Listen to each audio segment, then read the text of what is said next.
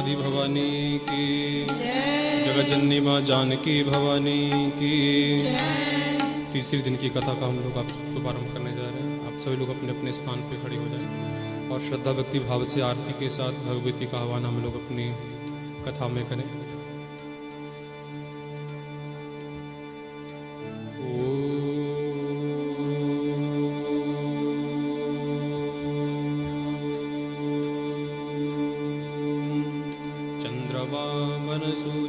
चक्षुः सूर्यो वजायत श्रोत्राद्वायुश्च प्राणश्च मुखाः दग्निर्जायत। जय अम्बे गौरी मैया जय श्यामा गौरी, तुमको मैया जी को सराही हरि ब्रह्मा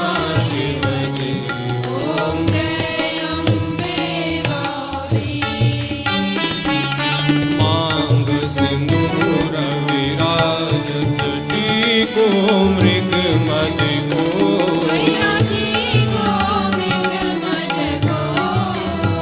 उज्ज्वल से दो नैना चंद्रवदननी को।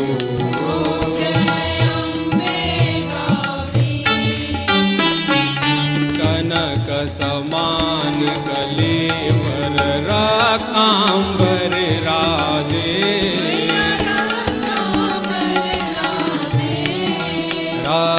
पुष्प गलमाला कंठन पर साजे।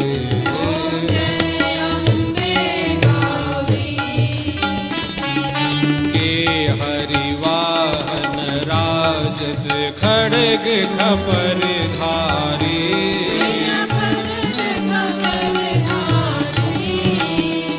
नर मुनि जन सेवक जिनके दुख हारी।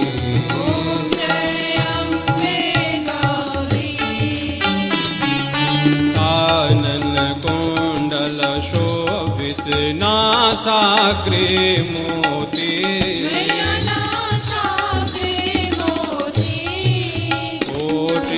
चंद्र दिवाकर राजत समज्योति।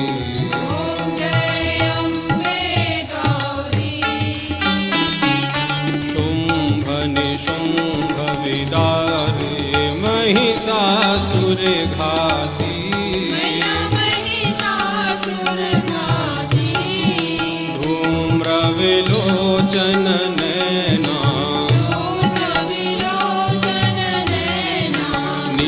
दिन मदमाती।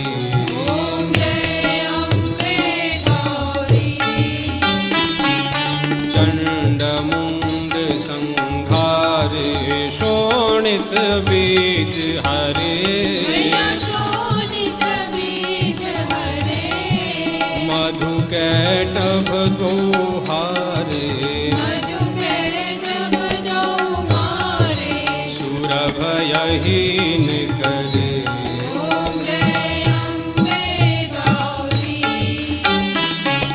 ब्रह्माणी रुद्राणी तुम कमला रानी,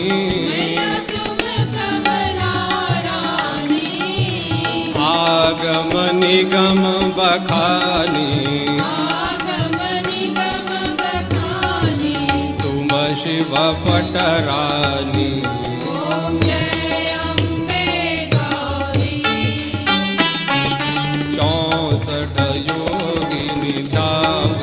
नृत्य करत भैरो, बाजत ताल मृदंगा और बाजत डमरू।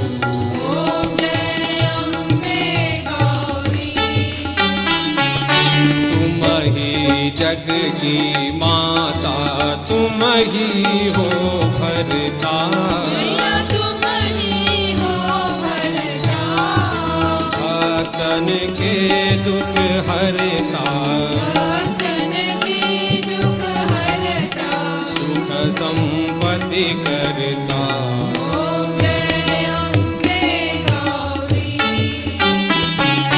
भुजाचार गति शोभित वरमुद्राधारी,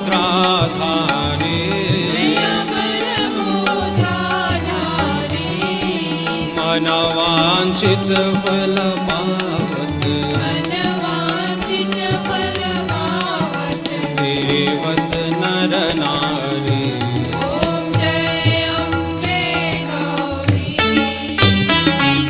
कंचन थाल विराजत अगर कपूर वादी, श्रीमाल के तुम्हें राजत, कोटि रतन ज्योति।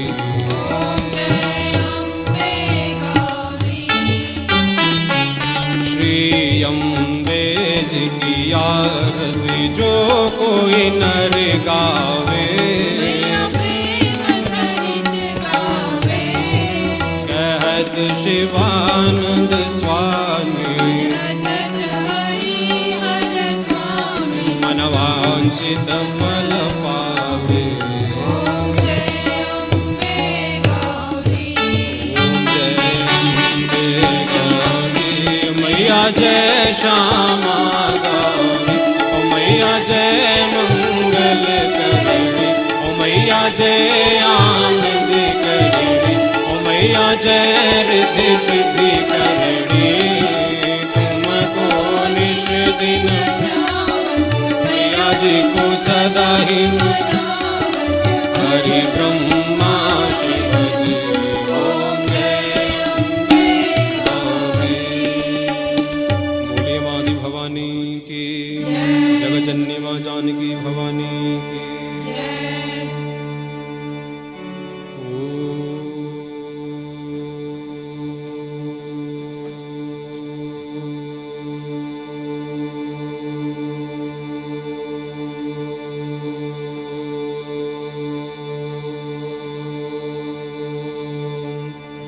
गुरुर्ब्रह्मा गुरुर्विष्णुः गुरुर्देवो महेश्वरः, गुरुसाक्षात् परं ब्रह्म तस्मै श्री गुरुवे नमः।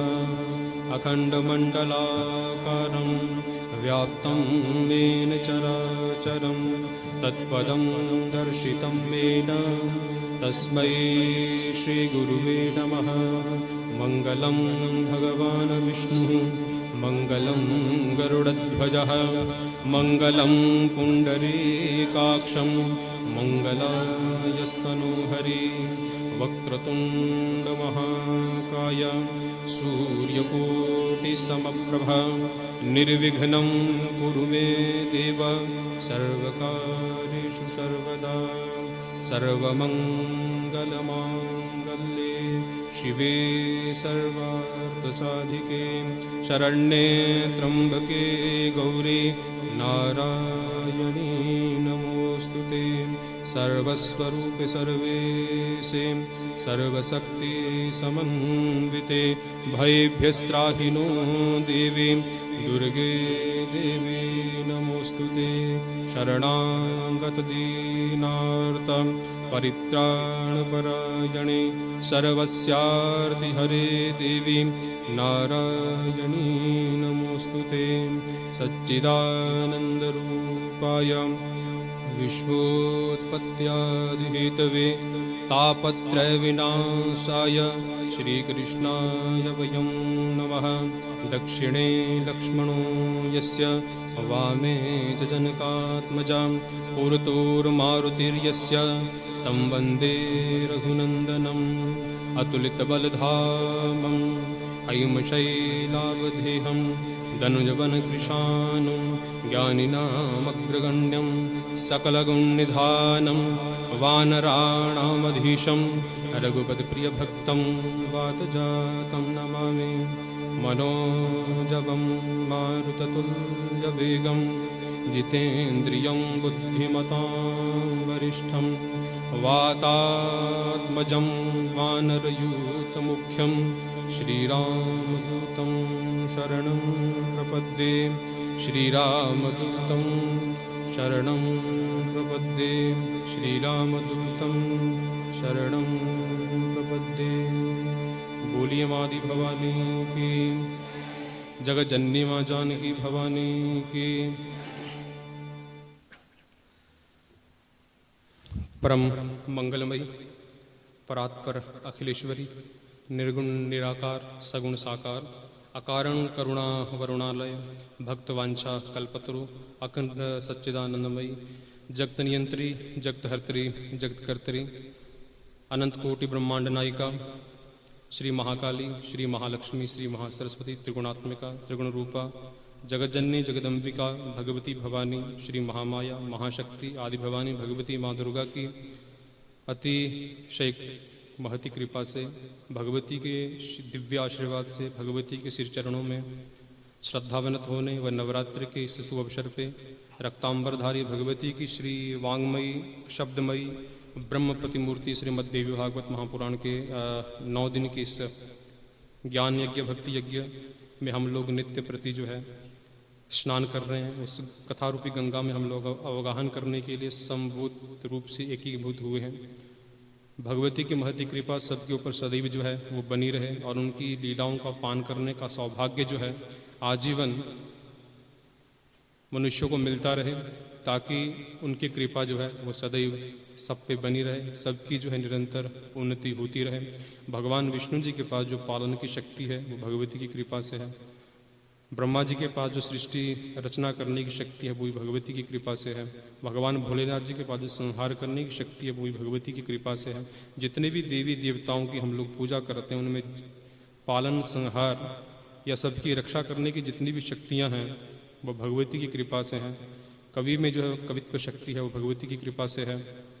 किसी के अंदर श्रवण करने की शक्ति भगवती की कृपा से है। वही कांति भ्रांति माया विद्या बुद्धि ज्ञान लक्ष्मी अनेकों रूपों में प्रत्येक मनुष्य में प्रत्येक जीवन में कहीं ना कहीं विराजमान रहती हैं। तो उन शक्ति की महती कृपा से हम लोग निरंतर उनके चरणों में बैठ कर के अपनी श्रद्धा उनके प्रति प्रदर्शित करने का सौभाग्य जो है वो हमें मिल रहा है। और वो भी नवरात्र के इस अवसर पे। इससे अच्छा शुभ अवसर जो है वो भगवती की लीला पान करने का शायद हो नहीं सकता है। और सदैव एक श्रोता को इस तरीके से कथा का श्रवण करना चाहिए कि भगवती के साक्षात दर्शन उनको होते रहे। कथा सुनने का अभिप्राय यही है कि जब हम लोग कभी लीला का पान करते हैं, जब तक हमें भगवती के दर्शन जो लीला हम लोग उनकी श्रवण कर रहे हैं जब तक उसका चित्रण हम लोग ना देखें आंतरिक रूप से, तब तक कथा करना या कथा सुनना जो है उसमें आनंद नहीं आता। जब जब कथा चलती है भगवती की, जिस कथा का जिस लीला का जिस घटना का हम लोग श्रवण करते हैं वो चित्र जो है हमारी आंखों के सामने जब तक ना आ जाए तब तक समझ लीजिए कथा सुनी ना सुनी एक बराबर है। और कथा श्रवण करने के पश्चात जब तक हम लोग चिंतन ना करें, जब तक हम लोग मनन ना कर लें, जब तक हम लोग निधिध्यासन ना कर लें, तब तक भी जो कथा श्रवण करने का कोई लाभ नहीं है। हम लोग जन्मों जन्म जो है कथा श्रवण करते रहेंगे, जन्मों जन्म जो है भगवती की जप तप करते रहेंगे, लेकिन मन का कभी परिवर्तन नहीं होगा। तो कथा सुनने से जब तक मन परिवर्तन ना हो, जब तक हमारी भक्ति हमारी श्रद्धा हमारा भाव जो है भगवती के चरणों में जागृत ना हो, तब तक कथा श्रवण करने का कोई लाभ नहीं है। बहुत ऋषियों ने करोड़ों वर्षों तक तप किया। तप करने के पश्चात जो है शास्त्रों का निर्माण किया, पुराण बनाए, वेद बनाए। और वेद जो है वो प्रत्येक मानव का प्रत्येक जीवन के लिए कल्याणकारी सिद्ध हुए। इतने तप करने के बाद उन ऋषियों ने अपना सब कुछ छोड़ करके वनों में रह करके तप करने के पश्चात इतनी अच्छी चीज़ें जो हैं सदुपदेश हमें प्रदान किए। और उसके पश्चात भी अगर हम लोग गृहस्थ होने के बाद भी अगर कुछ समय उनको पढ़ने में उनको श्रवण करने में अगर हमारे पास वो समय ना हो तो हमारा जीवन व्यर्थ है। हमारे पूर्वजों ने हमारे ऋषियों ने जिनकी हम लोग संतान हैं उन्होंने इतना हमारे लिए किया, उसके पश्चात आज उनकी संतान कहाँ पे है इसका जब तक हम लोग चिंतन ना कर लें और उस कथा को हम लोग अपने जीवन में ना अपना लें, तब तक भी कथा श्रवण करने का कोई लाभ नहीं। मन हमेशा वश में होना चाहिए। मन को भगवती के चरणों में लगा दो। हम लोग नित्य प्रति कथा श्रवण करते आ रहे हैं। भगवान कृष्ण के महात्म्य में हमने सुना कि उनकी कृपा हुई तो उनका दोषारोपण दूर हुआ।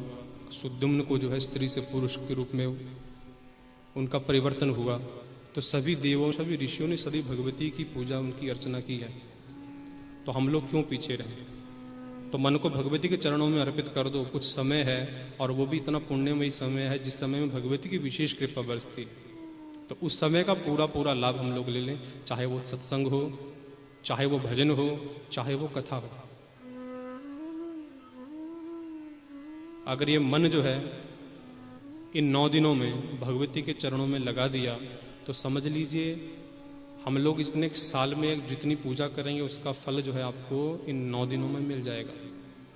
तो मुझे आशा है कि आप लोग इन 9 दिनों में तन मन धन से दान करने में, सत्संग करने में, भजन करने में, कथा श्रवण करने में कोई भी अपनी तरफ से कसर ना छोड़े, क्योंकि ये सौभाग्य नहीं मिलता है। मैं हमेशा कहता हूँ कि हमारे यहाँ जब ये नवरात्रि होते हैं लोग घर घर में पूजा करते हैं। हमारे यहाँ आज तक मैंने देवी भागवत कथा का श्रवण नहीं किया। हमारे यहाँ शक्तिपीठ हैं, नैना देवी हैं, ज्वाला जी हैं, चिंतपूर्णी है।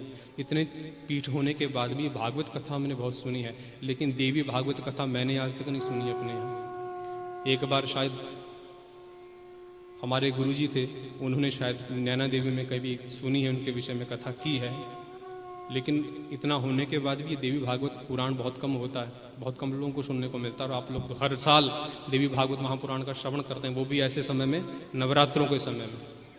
तो इससे अच्छा और सौभाग्य क्या होगा? तो मन को भगवती के चरणों में अर्पित कर दो और भगवती से प्रार्थना करो कि हमारा जो कुछ भी है वो सब आपके हाथों में है। आपकी कृपा सदैव बनी रहे और हमारा मन जो है सदैव आपके चरणों में लगा रहे। कथा जब श्रवण करोगे घर में जाके सोचो आपने क्या सुना, उसमें क्या अच्छा है क्या बुरा है। राक्षस के बारे में आप भी सुनेंगे, मधुकैटभ भी आएगा, साथ में भगवान विष्णु जी की कथा भी आएगी, दोनों एक साथ में आएंगे। आप राक्षस बनना चाहते हो या देवता बनना चाहते हो, आपके हाथ में। आप लोग मधुकैटभ बनना चाहते हो या आप लोग भगवान विष्णु बनना चाहते हो, है ना? सब आपके हाथ में है। अब आपको निर्णय करना है कि आप किस पथ पे चलोगे। यहाँ पे रामायण सुनते हो, रावण भी होगा और राम भी होगा। फिल्म आप लोग देखते हो, है ना? तो उसमें एक विलेन होता है, एक हीरो होता है। आपको क्या बनना है? तो विलेन बनना है, हीरो बनना है, आपके हाथ में। हमने कल भी चर्चा की। तो प्रयत्न ये करो जो अच्छी चीजें हैं वो निकाल लो। भगवान कृष्ण को मक्खन बहुत प्यारा है, मक्खन, है ना? सभी लोग भगवान को मक्खन का भोग लगाते हैं।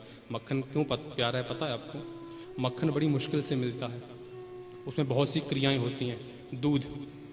दूध को विकृत रूप है दही, जो हम लोग खाते हैं। दही का मंथन करना पड़ता है।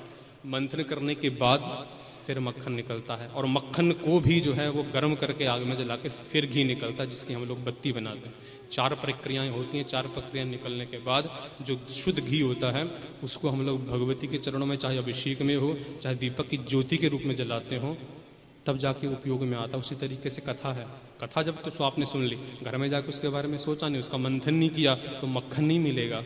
केवल दूध और दही तक सीमित रह जाओगे। दूध का एक विकृत रूप बनेगा दही, और ना तो मक्खन तक पहुंचोगे ना घी तक पहुंचोगे। इसलिए भगवान कृष्ण को मक्खन बहुत प्यारा। ये नहीं कि भगवान को मक्खन जाके चढ़ा दिया तो भगवान खुश हो जाएंगे, नहीं। मक्खन तब उनका भोग स्वीकृत होगा जब आप लोग जो है कथा सुनेंगे, उनके जीवन चरित्र को पढ़ेंगे, जीवन चरित्र को पढ़ करके घर जाकर उस पर चिंतन करेंगे, और जो आपने सोचा, जो आपने सुना, उस पर चलना आरंभ करेंगे। भगवान कृष्ण ने क्या किया? उनको भोग, मक्खन का भोग लगा, तो वो मक्खन चढ़ाइए, मन रूपी मक्खन। मन का मंथन कर दो। भगवान शिव के सभी भक्त हैं। भगवान शिव ने विष पिया, समुद्र मंथन किया। समुद्र मंथन भी कहीं यही कथा है। समुद्र क्या है जानते हैं आप लोग? समुद्र है मन। मन में बहुत से विचार होते हैं। किसी के बारे में हम लोग बुरा सोचते हैं, किसी के बारे में अच्छा सोचते हैं। समुद्र में भी ऐसी लहरें उठती हैं। समुद्र हमेशा लहराता रहता है, और मन भी कभी टिकता नहीं है। सुबह बैठे हो, एक क्षण में इंग्लैंड पहुंच जाओगे, है ना? होता है ऐसा। कभी गए नहीं हो, लेकिन वो दृश्य आपके दिमाग में आ जाएगा, इंग्लैंड शायद ऐसा होगा, है ना? अभी यहाँ हो, बैठे यहाँ हो, लेकिन मन कहाँ है? मन तो इंग्लैंड में है। तो मन ऐसा है, इसकी लहरें बहुत तेज हैं। और इसमें जब सुमेरु पर्वत जैसा भक्ति रूपी सत्संग रूपी जब हम लोग पर्वत खड़ा नहीं कर देते, और रस्सी जो सदगुरु होता है, जो ज्ञान देता है, वह है रस्सी। वो रस्सी का काम करता है वासुकी की तरह। और जब उसका मंथन होता है तो उस समुद्र से निकलते हैं 14 रत्न। उसमें लक्ष्मी भी है, शंख है, ऐरावत है, बहुत से रत्न निकलेंगे। और उतने रत्न निकलने के बाद तब जाकर के हमें उस मंथन का लाभ मिलता है। लेकिन जब कोई मंथन करोगे तो सबसे पहले विष निकलता है, ये भी ध्यान रखना। हम लोग जब शिव पुराण में कथा सुनते हैं कि मंथन जब भगवान ने किया हुआ तो सबसे पहले विष निकला। हमारे अंदर इतना विष भरा है, इतने सालों से हम लोग इतनी बुराई करते हैं, इतना बुरा सोचते हैं, इतना द्वेष, इतनी ईर्ष्या, इतना काम, क्रोध, लोभ हमारे मन में बसा है। जब हम लोग पहली बार मंथन करना शुरू करेंगे, अपने मन को मथेंगे, तो सबसे पहले विष निकलेगा। विष का मतलब है बहुत सी ऐसी चीज़ें निकलेंगी जो हम लोग समझ नहीं पाएंगे। हमारा मन दुविधा में होगा, क्या करें क्या ना करें। और तब भगवान शिव के भक्त को आगे आना चाहिए। भगवान शिव का नाम ले लो, सबसे पहले मंथन करोगे, बुरे विचार निकलेंगे, तब जाकर के आपको बाद में सबसे अंत में मिलता है अमृत। पहले नहीं मिलेगा, पहले विष मिलेगा, लोगों की बुराई सुनने को मिलेगी, वो पीना पड़ेगा आपको, तभी आप शिव भक्त बनोगे। नहीं तो वही है कि ना तो मंथन किया और अमृत पीने के लिए पहुंच गए तो अमृत नहीं मिलेगा। पहले समुद्र का मंथन, मन का मंथन करो, सदगुरु के पास जाओ, और उसके पश्चात भक्ति रूपी सुमेरु पर्वत उस समुद्र में डालो, और भगवान शिव का नाम लेकर के जो भी बुराई आपको मिलती है उसका पान करते जाओ। आपको अंत में सम्मान रूपी, मान रूपी अमृत जरूर मिलेगा।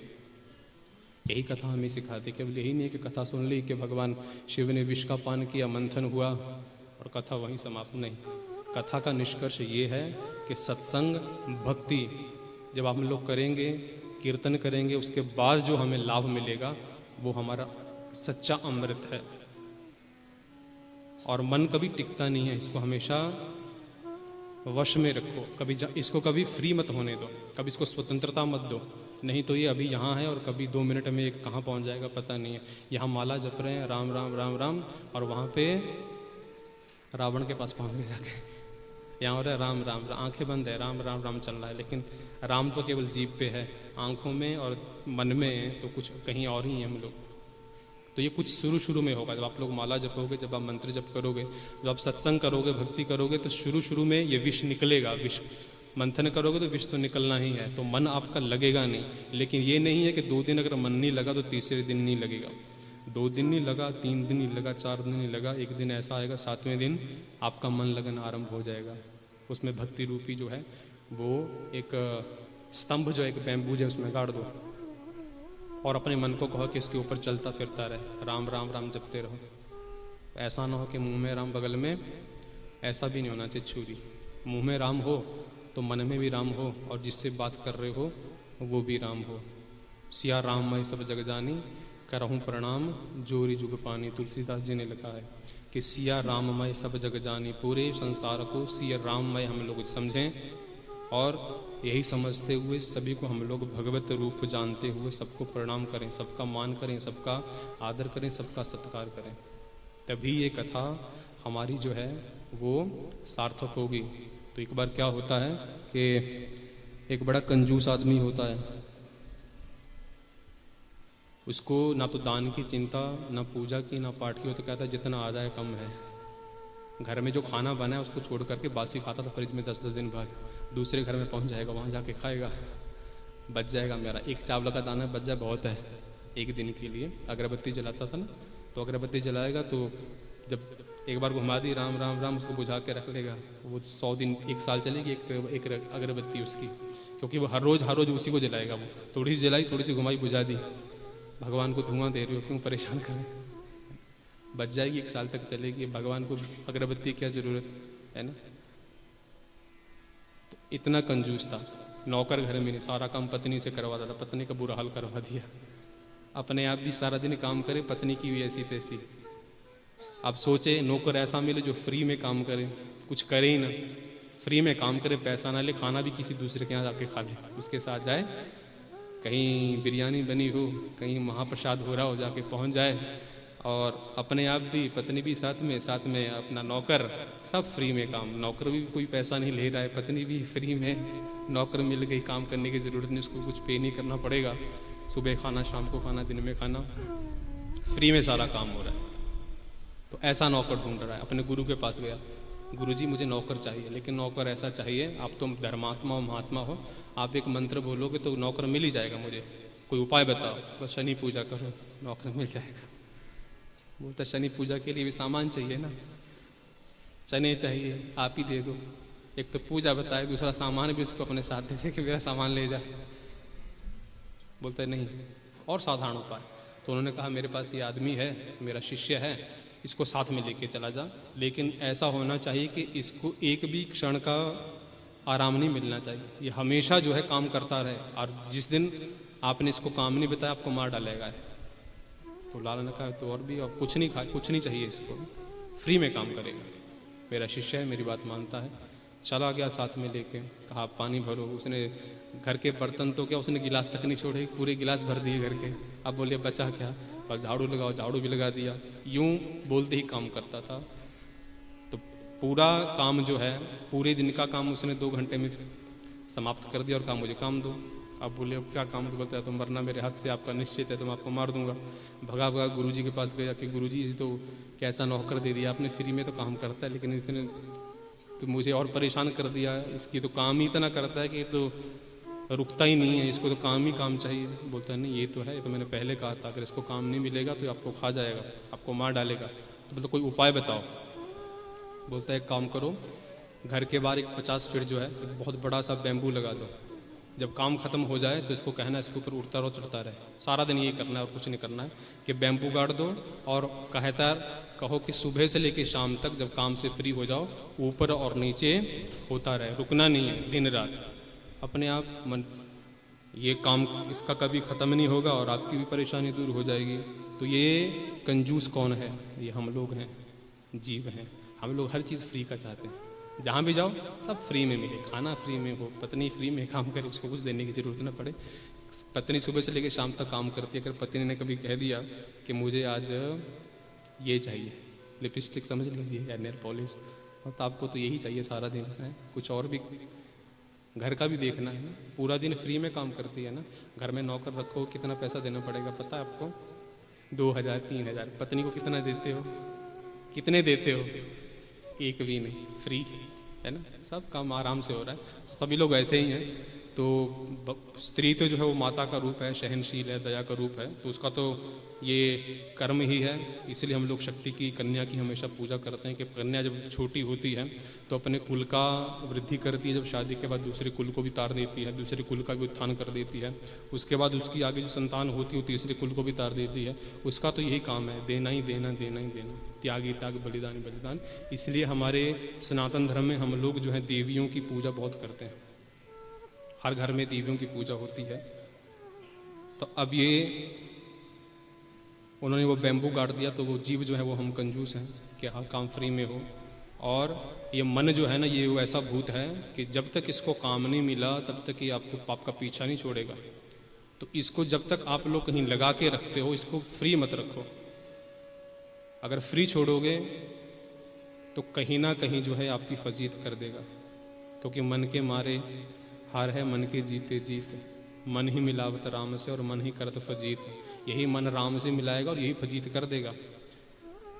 अभी एक क्षण में अगर आप लोग अच्छा सोचते हो, एक क्षण में बुरा भी बन जाएगा। यही आपको अच्छा बना देगा, यही आपको बुरा बना देगा। जब ये भक्ति में तल्लीन है, जब आपके मुंह में राम राम राम राम चल रहा है, जय माता दी चल रहा है, तो निश्चित है कि मन भटकेगा नहीं। और जिस समय भक्ति सत्संग छोड़ दिया, आप लोग कितनी देर काम करोगे, सुबह से लेकर शाम तक कितनी देर काम कर सकते हो।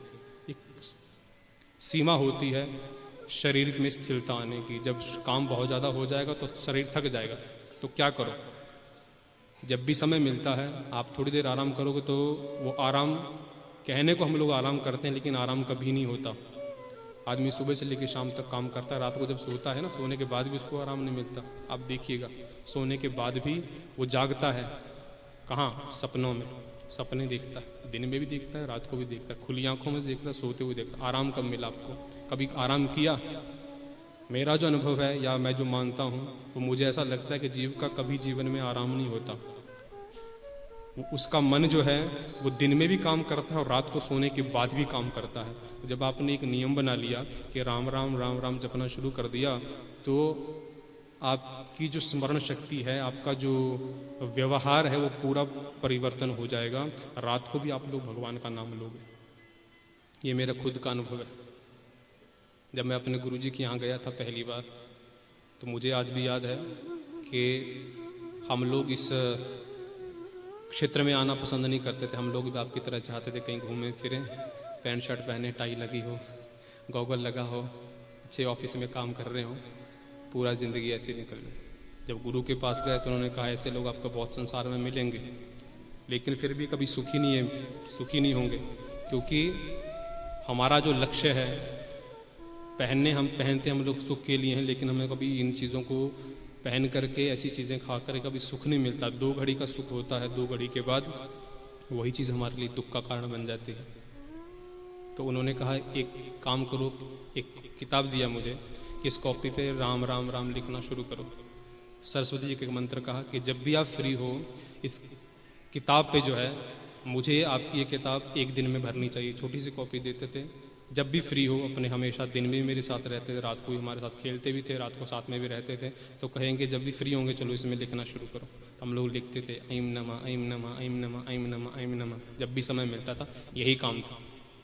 और ऐसी आदत बन गई कि रात को जब सोते थे तो हाथ चलता रहता था, हाथ चल रहा है और मन में चल रहा ऐम नमा ऐम नमा ऐम नमा ऐम नमा। तो उन्होंने कहा क्या सीखा? 1 महीने तक वो साथ में रहे। 1 महीने के बाद जब वो गए तो हमारे जीवन में इतना परिवर्तन आ गया कि विचार जो है वो अपने आप शुद्ध होना शुरू हो गए। तो ये होता है भक्ति और मन को नियंत्रण करने का सबसे अच्छा तरीका कि जब भी समय मिले, जब भी फ्री हो, तो कोशिश करो कि बस रास्ता पकड़ लो, उस रास्ते पे चलते रहो। कभी भी जो मन रूपी भूत जो है हमें परेशान नहीं करेगा और हमें जो चाहिए वो हमें अवश्य मिलेगा। तो बोलिए माँ दी भवानी की, जगजननी माँ जानकी भवानी की। तो भगवती के हवाले जो है अपनी ये नैया कर दें और उनसे प्रार्थना करें कि मेरी जो ये जीवन रूपी नैया है आपके हवाले है, इसको आप अपने हाथों में संभाल के रखें ताकि हम इस भवसागर में कभी डूबे ना। तो हम लोग भगवती का सत्संग करेंगे। नहीं, मुझे तो लगता है आप लोग सोने वाले हैं। तो बोलिए माँ दी भवानी की, बोलिए माँ दी भवानी की। आवाज़ नहीं है आप लोगों की अभी। तो जब तक कथा में आनंद ना आए, जब तक सत्संग में आप लोगों की आवाज़ ना आए, तब तक हमें भी अच्छा नहीं लगता कि हम लोग शायद गलत बोल रहे हैं। बोलिए माँ दी भवानी की। डूबतों को बचा लेने वाली मेरी नैया है, वो मेरी नैया है तेरे हवाले। डूबतों को माँ, डूबतों को माँ, डूबतों को बचा लेने वाली ओ मेरी नैया है, ओ मेरी नैया है, ओ मेरी नैया है तेरे हवाले। डूबतों को बचा लेने वाली, डूबतों को बचा लेने वाली ओ मेरी नैया है, ओ मेरी नैया है तेरे हवाले। मेरी नैया है तेरे हवाले, ओ मेरी नैया है तेरे हवाले। आपके हाथों की आवाज आनी चाहिए यार, मुख से भी। डूबतों को बचा लेने वाली, डूबतों को बचा लेने वाली ओ मेरी नैया है, ओ मेरी नैया है, ओ मेरी नैया है तेरे हवाले। मेरी नैया है तेरे हवाले।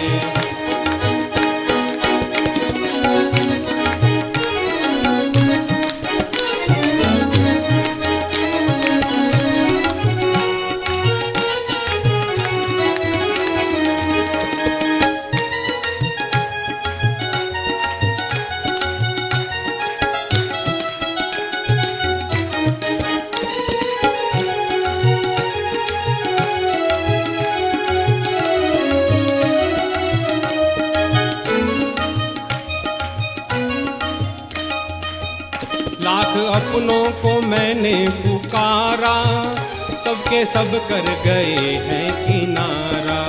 ओ लाख अपनों को मैंने पुकारा, सबके सब कर गए हैं किनारा। और कोई ना देता दिखाई, सिर्फ तेरा ही अब तो सहारा, और ना देता दिखाई, सिर्फ तेरा ही अब तो सहारा। कौन तुझ बिन भंवर से निकाले, मेरी नैया है ओ मेरी नैया है तेरे हवाले। कौन तुझ बिन भंवर से निकाले, ओ मेरी नैया है ओ मेरी नैया है तेरे हवाले। डूबतों को बचा लेने वाली, ओ मेरी नैया है ओ मेरी नैया है तेरे हवाले। ओ मेरी नैया है तेरे हवाले।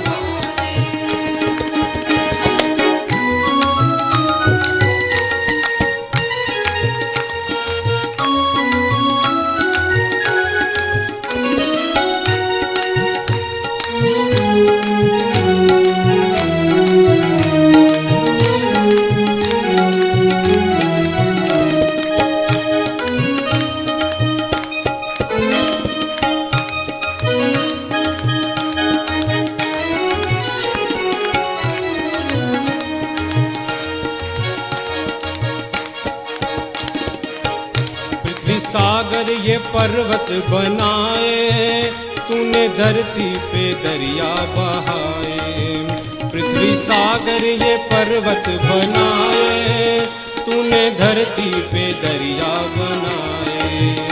चांद सूरज करोड़ों सितारे, फूल आकाश में भी खिलाए। चांद सूरज करोड़ों सितारे, फूल आकाश में भी खिलाए। तेरे सब काम जग से निराले, तेरे सब काम जग से निराले। मेरी नैया है ओ मेरी नैया है ओ मेरी नैया है तेरे हवाले। डूबतों को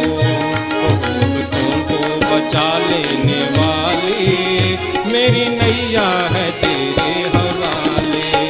ओ मेरी नैया है तेरे हवाले, ओ मेरी नैया है तेरे हवाले।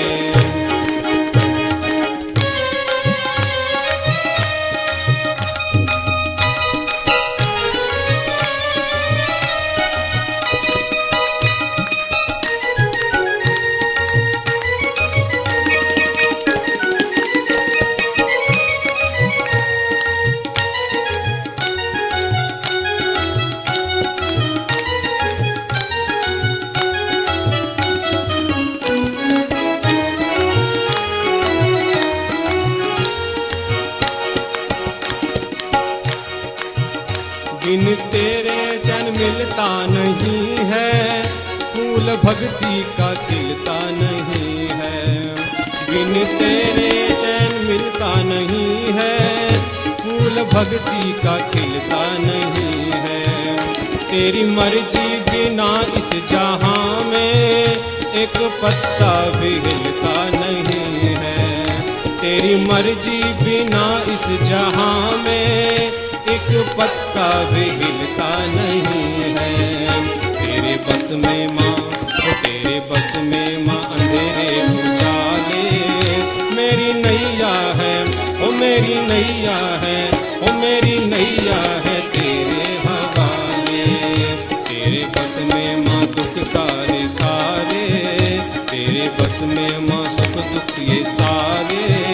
मेरी नैया है ओ मेरी नैया है ओ मेरी नैया है तेरे हवाले। डूबतों को बचा लेने वाली, मेरी नैया है ओ मेरी नैया है ओ मेरी नैया है तेरे हवाले। ओ मेरी नैया है तेरे हवाले, ओ मेरी नैया है तेरे हवाले। ओ मेरी नैया है तेरे हवाले, ओ मेरी नैया है तेरे हवाले। ओ मेरी नैया है ओ मेरी नैया है ओ मेरी नैया है तेरे हवाले। नीलादि भवानी की, जगतजननी माँ जानकी भवानी की। देवी महात्म्य जो है वो सूत जी ने सौनकादि 88,000 ऋषियों को जो है वो सुनाया। उसके पश्चात जो है कल हमने कथा का विराम किया था कि तक्षक ने जो है वो राजा परीक्षित को काट लिया। तो राजा परीक्षित को जब तक्षक ने काटा तो जब उनकी मृत्यु हुई, दुर्मरण हुआ, तो उनके जो पुत्र थे जन्मेजय, उन्होंने जो है उनके सारे श्राद्ध कर्म किए, अंत्येष्टि कर्म हुआ। अंत्येष्टि कर्म के पश्चात जो है एक उतंक नाम के ऋषि थे, जिनका जो है इस तक्षक नाग से थोड़ा सा वैर था, उनसे वो शत्रुता करते थे। तो उनको एक बहाना मिला तक्षक को थोड़ा नीचा दिखाने का। वो जन्मेजय जी के पास आए और जन्मेजय जी से कहा कि आपकी मृत्यु जो है तक्षक नाग के काटने से हुई है, तक्षक सर्प के काटने से हुई है, तो उनका दुर्मरण हुआ है, आपको उसको जरूर सबक सिखाना होगा। आप एक सर्प यज्ञ कीजिए, ऐसा यज्ञ कीजिए जिसमें जो सारे सांप जो है वो मारे जाएं, सभी सर्पों को मार दीजिए मंत्रों के द्वारा। तो उतंक ऋषि बहुत बड़े विद्वान थे, बहुत बड़े मंत्र ज्ञाता थे। तो उन्होंने कहा कि नहीं, मैं ऐसा नहीं करना चाहता हूँ, बहुत बड़ा पाप होगा, क्योंकि सर्प कहीं ना कहीं जो है वो प्रकृति की रक्षा करने में बहुत बड़े सहायक होते हैं। लेकिन उतंक ऋषि ने कहा कि आपके पिता की मृत्यु का मुख्य कारण तक्षक ही है, क्योंकि आपके पिता को बचाने के लिए कश्यप नाम के ब्राह्मण आ रहे थे और उन्होंने उसको पैसा दे करके विदा कर दिया। नहीं तो अगर आप उसको पैसा देते तो शायद आपके पिता की जान बच जाती, उनकी मृत्यु नहीं होती, उनका दुर्मरण नहीं होता। तो वो उतंक ऋषि की बातों में आ गए, उन्होंने सर्प यज्ञ करना शुरू कर दिया।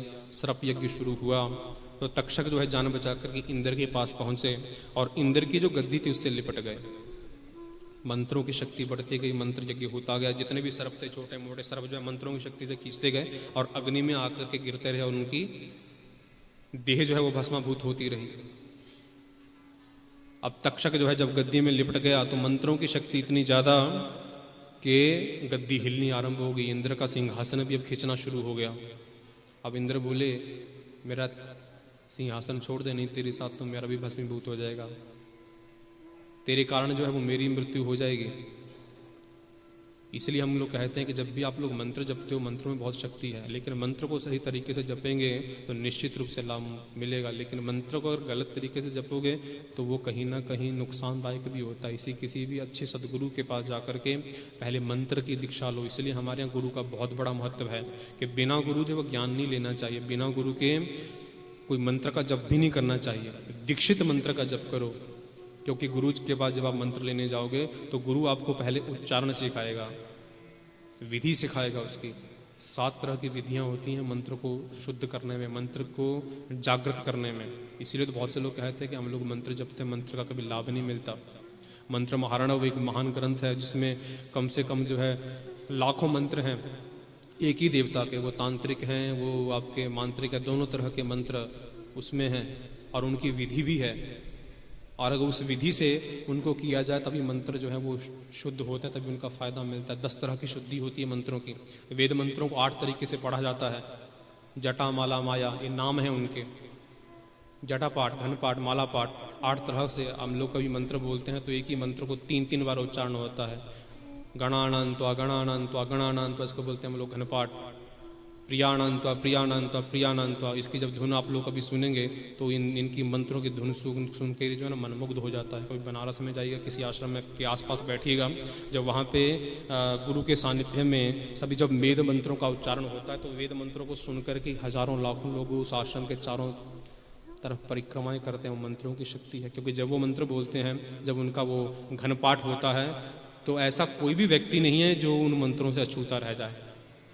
यहाँ तक कि जो फॉरेनर वहाँ पे आते हैं, जब वो लोग मंत्र सुनते हैं उनको बोलते हुए, वो भी आसपास में बैठ जाते हैं। उनको समझ में कुछ नहीं आता वो क्या कर रहे हैं, वो स्वाहा सुहा क्या हो रहा है, उनको ये पता नहीं क्या हो रहा है।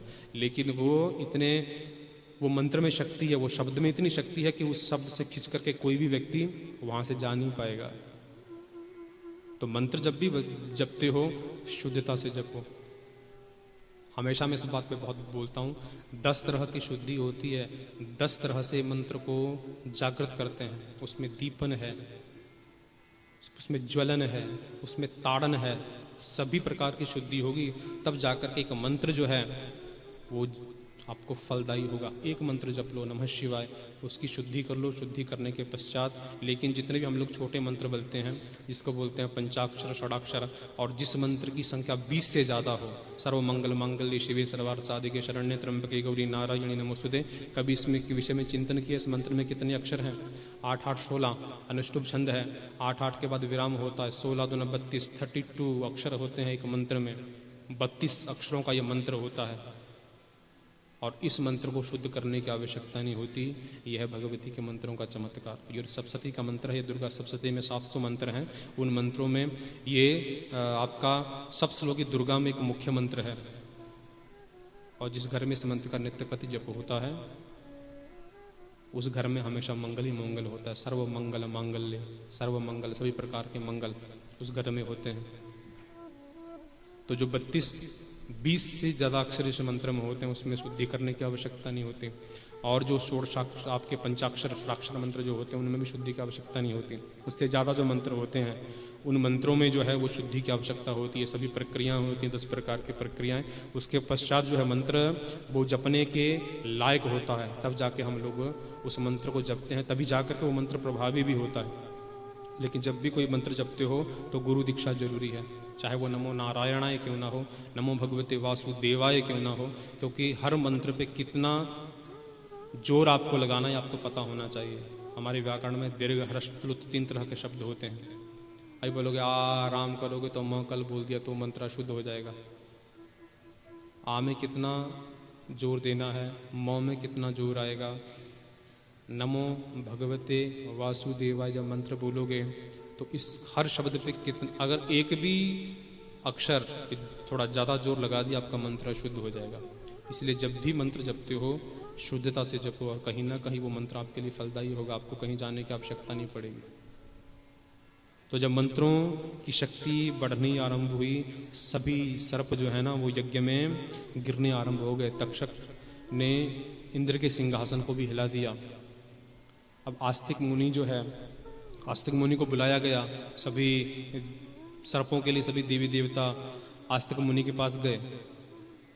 आस्तिक की प्रार्थना की कि प्रभु वहाँ पे सर्प यज्ञ चल रहा है, आप चलिए उसको रोकिए। और आस्तिक ऋषि ऐसे ऋषि हैं, ऐसे मुनि हैं जिनका नाम भी अगर ले लें तो उसके घर में कभी सर्प नहीं आता। बहुत से लोग कहते हैं हमारे घर में सांप निकलते हैं, आस्तिक मुनि का नाम ले लो घर में जाके सांप नहीं निकलेंगे। अगर सांप भी आ भी जाएगा तो कभी भय नहीं होगा,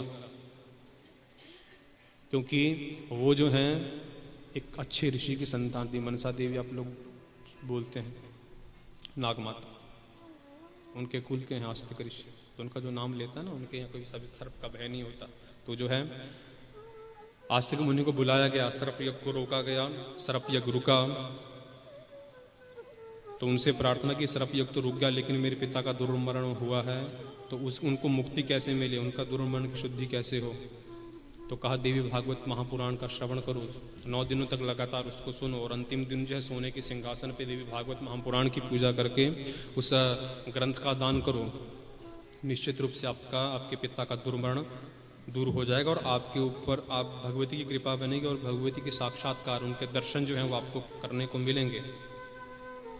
तो जब उन्होंने देवी भागवत पुराण के विषय में जन्मे जी ने सुना तो उन्होंने कहा कि देवी हैं तो हैं कैसी, इनका रूप कैसा है। तो भगवान वेद व्यास जी ने कहा कि जितने भी देवी देवता हम लोग देखते हैं इनके पास जितनी प्रकार की शक्ति है वो शक्ति वही है। जब तक ये हैं तब तक उनमें जो है वो शक्ति है, तब तक वो कार्य करने में सक्षम है, अन्यथा व्यर्थ है। शिव के साथ अगर शक्ति नहीं है तो वो सब बन जाएंगे। अगर विष्णु के पास शक्ति नहीं है तो भी वो व्यर्थ है, अगर ब्रह्मा के पास शक्ति नहीं है तो भी उनका जीवन व्यर्थ है। तो उन्होंने जो है ये ब्रह्मा विष्णु महेश का व्याख्यान जो है वेद व्यास जी ने उनके महात्म्य के, देवी के महात्म्य के विषय में जो है वो जन्मे जी से कहा कि हे शंका जो है भगवान विष्णु जी को हुई थी। तो ब्रह्मा जी ने उनसे इस विषय में प्रश्न किया था, तो उन्होंने भगवती की मंत्र का जप करने का विधान जो उनको बताया था, उन्होंने भगवती का जप किया, और जब भगवती जो उन पे संतुष्ट हुई, उनको साक्षात्कार दिया, और भगवान भोलेनाथ उस समय वहाँ उनके समक्ष उपस्थित हुए। तीनों देवी देवताओं को भगवती के दर्शन मिले और दर्शन मिलने के पश्चात जो है भगवती ने कहा कि मैं आपके इस तप से, आपके इस जप से संतुष्ट हूँ, आप संसार की सृष्टि करो। भगवान विष्णु पालन करेंगे और भगवान शिव जो है जगत का संहार करेंगे। तीनों को अलग अलग काम सौंप दिया। तो कहा भगवती आप रहती कहाँ हैं? तो भगवती ने एक विमान लेके आई, उनमें तीनों देवताओं को तो बिठाया, ब्रह्मा विष्णु और महेश तीनों उनके साथ चले। हर लोक के दर्शन उनको कराए, एक ही नहीं कई कई विष्णु उनको दिखाए। कई विष्णु लोक, कई कैलाश, कई जो है वो इंद्र लोक, कई स्वर्ग जो है। अंत में जो भगवती के धाम में पहुंचे, महामाया के धाम में, वहां पे देखा हजारों सेविकाएं जो भगवती के चारों तरफ उनकी पूजा, उनकी अर्चना, उनकी सेवा में लगी हैं। और ब्रह्मा विष्णु महेश वहाँ पे जब उपस्थित हुए, वहाँ पे जब उनके धाम में पहुँचे तो 100 वर्ष तक वहाँ पे स्त्री रूप में रहे। स्त्री रूप में तीनों देवताओं ने जो भगवती की वहाँ पे सेवा की और स्त्री रूप में 100 वर्ष तक सेवा करने के पश्चात भगवती उन पर प्रसन्न हुई और उनको जो है लक्ष्मी, सरस्वती और पार्वती के रूप में अपना एक एक अभिन्न रूप उनको दिया और कहा आप कहीं भी किसी भी कार्य को करेंगे तो सदैव जो है मैं सदैव आपकी सहायक रहूंगी। तो तीनों ने जो है अपनी अपनी शक्तियों को लिया और शक्तियों को लेकर के पुनः पुरुष रूप में वो परिवर्तित हुए और अपने अपने वैकुंठ, कैलाश और ब्रह्मलोक में पहुँचे। वहाँ पे उन्होंने सृष्टि करनी आरंभ की।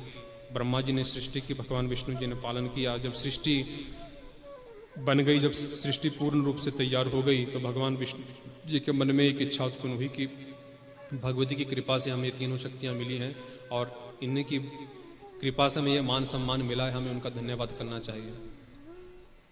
तो उन्होंने एक यज्ञ रखा, यज्ञ किया जिसमें सभी देवी देवताओं को बुलाया और भगवती के मंत्रों से जो है वो यज्ञ आरंभ हुआ। सभी ऋषियों ने पूर्ण अपना सहयोग जो है वो यज्ञ में दिया और यज्ञ के पश्चात जो है भगवती उनके समक्ष उपस्थित हुई और उनको ये वरदान दिया कि आप जगत के पालनकर्ता बनोगे और सभी देवताओं में सबसे मुख्य श्रेष्ठ देवता के रूप में आपकी पूजा होगी भगवान विष्णु जी की। और आप बार बार जो है अनेक बार इस भूमि पे अवतार लोगे और हर अवतार में मैं आपकी शक्ति के रूप में आपके समक्ष उपस्थित होंगी और धर्म का प्रचार, धर्म की स्थापना केवल आपके ही द्वारा होगी। तो तभी से भगवान विष्णु जी ने कभी कृष्ण के रूप में, कभी राम के रूप में, कभी नरसिंह के रूप में, तो कभी वामन के रूप में, कभी मत्स्य के रूप में अनंत अवतारों में धर्म की स्थापना की, ऋषियों की, मुनियों की, संतों की सहायता की और धर्म की स्थापना के पश्चात जगत का पालन करने में वो सक्षम हो पाए। जब इस विषय में जो है उन्होंने सुना, जन्मे जी ने, तो उनकी इच्छा और भी जागी कि प्रभु इतनी बड़ी शक्ति है भगवती कि संपूर्ण विश्व जो उनके कृपा से चलता है। अगर वो मुस्कुरा दें तो पूरे विश्व का पालन हो जाता है। अगर उनकी भ्रुकुटी थोड़ी सी तन जाए तो पूरे विश्व का प्रलय, पूरे विश्व में प्रलय आ जाती है। तो केवल मुस्कुराने से वो पूरे संसार का पालन कर लेती हैं। ऐसी हैं भगवती जगदम्बिका। उनके केवल एक अक्षर का भी जप कर लिया जाए, ऐं ह्रीं क्लीं चामुंडाई विच्चे, ये नवाक्षर मंत्र है। इसमें अगर एक शब्द भी पकड़ लिया शुरू का ऐं तो विद्वान बन जाओगे। ऐं नमः, केवल ऐं नमः भी नहीं बोलोगे, ऐं भी बोलोगे तो भी भगवती की कृपा हो जाएगी। अगर ह्रीं भी बोलोगे तो घर में कभी लक्ष्मी की कमी नहीं रहेगी, माया खुद आपके घर में आ जाएगी। ओम ह्रीं नमः, ह्रीं नमः भी नहीं बोलते, ओम भी नहीं बोलते, केवल ह्रीं का भी जप कर लिया तो भी भगवती की कृपा, लक्ष्मी की कृपा अपने आप बन जाएगी। और क्लीं बोल दिया तो काली, कभी शत्रुओं का भय नहीं रहेगा, कोई भूत प्रेत का भय नहीं रहेगा जीवन में। तो जब उन्होंने उस नवाक्षर मंत्र के विषय में सुना तो उन्होंने कहा प्रभु क्या सचमुच इसमें इतनी शक्ति है? तो उन्होंने कहा हाँ, कौशल में एक राजा थे जिनके राज्य में जो है एक देवदत्त नाम का ब्राह्मण रहता था। उनके एक संतान हुई, ब्राह्मण था, नामकरण संस्कार बच्चे का करना चाहा। हमारे यहाँ 16 संस्कार होते हैं। मैं हमेशा कहता हूँ हर घर में संस्कार होने चाहिए। 16 संस्कार होते हैं, हम लोग केवल एक संस्कार करते हैं, 2 संस्कार करते हैं अभी हिंदू जितने भी हैं। एक तो मरने का, वो भी लोगों ने छोड़ दिया है, करना बहुत कम लोग करते हैं, शॉर्टकट होता है। अगर हम लोग पिंडदान करना शुरू करेंगे सुबह से लेकर शाम तक हो जाती है। फाची के ऐसे बोलते हैं ना, फाची के, आप लोग फाची के बोलते हैं ना, क्या बोलते हैं? हम लोग जब पूजा में जाते हैं तो कई बार हम लोग सुनते हैं, हम लोग समझते हैं शायद फाची के वही होता होगा थोड़ा थोड़ा समझ में आ जाता है। तब थोड़ा अगर 2 घंटे पूजा होगा तो कमर पकड़े फाँचे गए, अब तो बुरा हाल हो गया, परेशान हो गए। तो ये कर्म तो बहुत लंबा है, अंत्येष्टि कर्म। सुबह से लेकर शाम होती है। अगर पिंडदान करना शुरू करोगे 16 कम से कम 64 पिंड होते हैं, 64वां श्राद्ध होता है, तब जाकर एक अंत्येष्टि कर्म होता है। लेकिन आजकल शॉर्टकट होता है, 2 घंटे में पितरों की मुक्ति हो गई, पितरी पहुंच गए ऊपर जाके। कहाँ पहुंचे पता नहीं, आपने अपनी तरफ से कर दिया, वो कहाँ गए पता नहीं, हो सकता कभी रास्ते में, क्योंकि जितना आप दोगे वो साथ में उनको तभी तो लेके जाओगे। मैं आपके यहाँ आऊँगा, कभी भोजन अगर मुझे आप इतना दोगे तो मैं कितनी देर मेरा पेट भरा रहेगा ना। तो जितना बांध के दोगे तो उतने दिनों तक वो तृप्त रहेंगे ना। तो केवल 2 संस्कार होते हैं। एक संस्कार होता है आपका विवाह संस्कार, शादी, वो भी शॉर्टकट होती है, 1 घंटे में शादी हो गई। उसका परिणाम भी आप लोग जानते हैं कि शादी के बाद क्या होता है। हर चीज़ शॉर्टकट है। हम लोग हिंदू धर्म को मानते हैं, हम लोग कहते हैं हम लोग हिंदू हैं, लेकिन उसके पश्चात भी हमें अपने धर्म के बारे में बहुत कम ज्ञान होता है। 16 संस्कारों में केवल 2 संस्कार, वो भी बहुत जल्दी जल्दी, है ना। जब आदमी मरता है तो उसको जलाओ, फटाफट निकालो घर से। आदमी किसी घर में मृत्यु हो जाए ना, तो जिस पिता ने इतने सालों तक उसको पाला, तो उसको कहते हैं उसको निकालो अब घर से, नहीं भूत ना बन जाए, कहीं प्रेत ना बन जाए, जल्दी जाके जला दो इसको। इतने सालों तक उसकी सेवा, बच्चों की सेवा की, बच्चों को पढ़ाया, और पढ़ाने के बाद जो है अब उसको वो 2 मिनट के लिए भी वो घर में रखना है। एक आदमी बोले इसको निकालो जल्दी से, ऐसा ना हो ये उठ जाए, उठ गया तो ये बहुत परेशान कर देगा, बीमार बहुत है, पहले बड़ी मुश्किल से जान छूटी है। तो आजकल ऐसा समय आ गया, लेकिन फिर भी हम लोग बार बार चर्चा करते हैं कि हमारे हिंदुओं को, हमारे सनातन धर्मियों को थोड़ा जागना चाहिए, और हर संस्कार के विषय में हर संस्कार की महत्ता है। जैसा नाम होगा वैसा आपका काम होगा, है ना। रावण का नाम पहले कुछ और था, रावण का नाम दशानन था, उससे पहले उनका नाम कुछ और था, लेकिन हर बार उनके नाम, जैसा उनका काम हुआ वैसा उनका नाम चेंज होते गए। तो जब रावण पड़ा तो उसने सीता का हरण कर लिया, क्योंकि उस शब्द का प्रभाव था। इसलिए हमारे सनातन धर्म में हम लोग जब किसी नक्षत्र को आधार मान करके जब किसी का नाम रखते हैं, तो उस नक्षत्र का, उस राशि का व्यक्ति के जीवन पे प्रभाव होता है, अच्छा बुरा जो भी। तो इसीलिए नाम जब रखते हो तो बहुत सोच विचार करके ऐसा नाम रखो जिसका कोई अर्थ तो हो, निरर्थक नाम नहीं होना चाहिए। तो इनका नामकरण संस्कार हुआ, 11वें दिन नाम संस्कार होता है। यहाँ पे क्या होता है, लोग कहते हैं 40 दिन के बाद शुद्धि होती है। यहाँ पे ऐसा लोग कहते हैं 40 दिन के बाद शुद्धि होती है, लेकिन 40 दिन के बाद शुद्धि होती है माँ की, माता की, और पिता की शुद्धि तो 3 दिन में हो जाती है। लेकिन 10वें दिन जो है हवन होता है हमारे यहाँ, हम लोग हवन करते हैं घर शुद्धि के लिए, गायत्री हवन, ताकि घर की शुद्धि हो। बहुत कम लोग करते होंगे अपने घरों में, क्योंकि सूतक है, तो सूतक की शुद्धि के लिए हम लोग हवन करते हैं। और उसी दिन जो है 11वें दिन बच्चे का नाम रखते हैं, 5 पत्तों पे बच्चे का नाम लिखते हैं, और अलग अलग अपने कुल देवी देवता, अपने गणपति, अपने दुर्गा जी, शिव के चरणों में चढ़ाते हैं, और उनसे प्रार्थना कर रहे हैं कि ये जो नाम हम आज पहली बार इस बच्चे का रख रहे हैं, इस नाम से ये बच्चा हमेशा प्रसिद्ध हो, इसका नाम जो है वो पूरे संसार में फैले। तो ये हमारा जो भी काम होता है पूजा से शुरू होता है, और जो भी काम खत्म होता है पूजा पे ही उसकी समाप्ति होती है। तो जब नामकरण का संस्कार किया गया तो उनके नामकरण संस्कार में बहुत ऋषि आए, और उनमें गोभिल ऋषि भी थे। तो गोभिल ऋषि जब मंत्रोच्चारण कर रहे थे, वो फांची गए, थक गए, सुबह से लेकर शाम तक मंत्र बोल रहे थे, तो मंत्र थोड़ा गलत, थोड़ा बोलना, मंत्र टूटना शुरू हो गया, क्योंकि एक शक्ति होती है ना बोलने की भी, कितनी देर आदमी बोलेगा। तो जब वो मंत्र थोड़ा सा टूटना आरंभ हुआ, तो ये तो ब्राह्मण थे, खुद वेदों के ज्ञाता था, उन्होंने कहा आप मंत्र गलत बोल रहे हैं प्रभु जी, मंत्र थोड़ा अच्छे से बोलिए, मंत्र में ये हर्ष दीर्घ का थोड़ा अंतर आ रहा है। तो उनको गुस्सा आ गया, तो उन्होंने कहा आप जो है पूजा में विधान डालें, मैं शाप देता हूँ जिस बच्चे का तू नाम रखा है ना, नाम रखेगा, इसका नाम रखा तथ्य है जो हमेशा उन्नति की ओर चलता रहे, अपने आप तो उन्नति करे, दूसरों को भी उन्नत करे। लेकिन ये बच्चा महामूर्ख होगा तेरा आने वाला दिन, अब इसको सभी लोग मूर्खों का राजा कहेंगे, मूर्खाधिराज, ऐसा होगा। अब शाप दे दिया, अब ब्राह्मण के मुंह से शाप मिला। अब ये देवदत्त जो है बड़े चिंतित हो गए, बड़े दुखी हो, प्रभु मैंने ये क्या कर दिया। उनसे क्षमा मांगी कि प्रभु कोई निराकरण, कोई उपाय तो बताइए। तो कोई बात नहीं, कुछ वर्षों तक बोलता है अज्ञानी रहेगा, लेकिन उसके बाद भगवती की आराधना करेगा, भगवती की कृपा से इसको जो है ये महान विद्वान बनेगा और पूरे विश्व में इसका नाम फैलेगा। तो उदत्य जो है 12 साल तक बड़ा, बहुत से गुरुओं के पास गया, बहुत से गुरुओं से शिक्षा ली, मंत्रों का ज्ञान लिया, लेकिन इतना ज्ञान लेने के बाद भी जो है जीवन में कोई परिवर्तन नहीं आया। मूर्ख का मूर्ख रहा। इसको जो एक मंत्र भी, एक शब्द भी याद नहीं हुआ।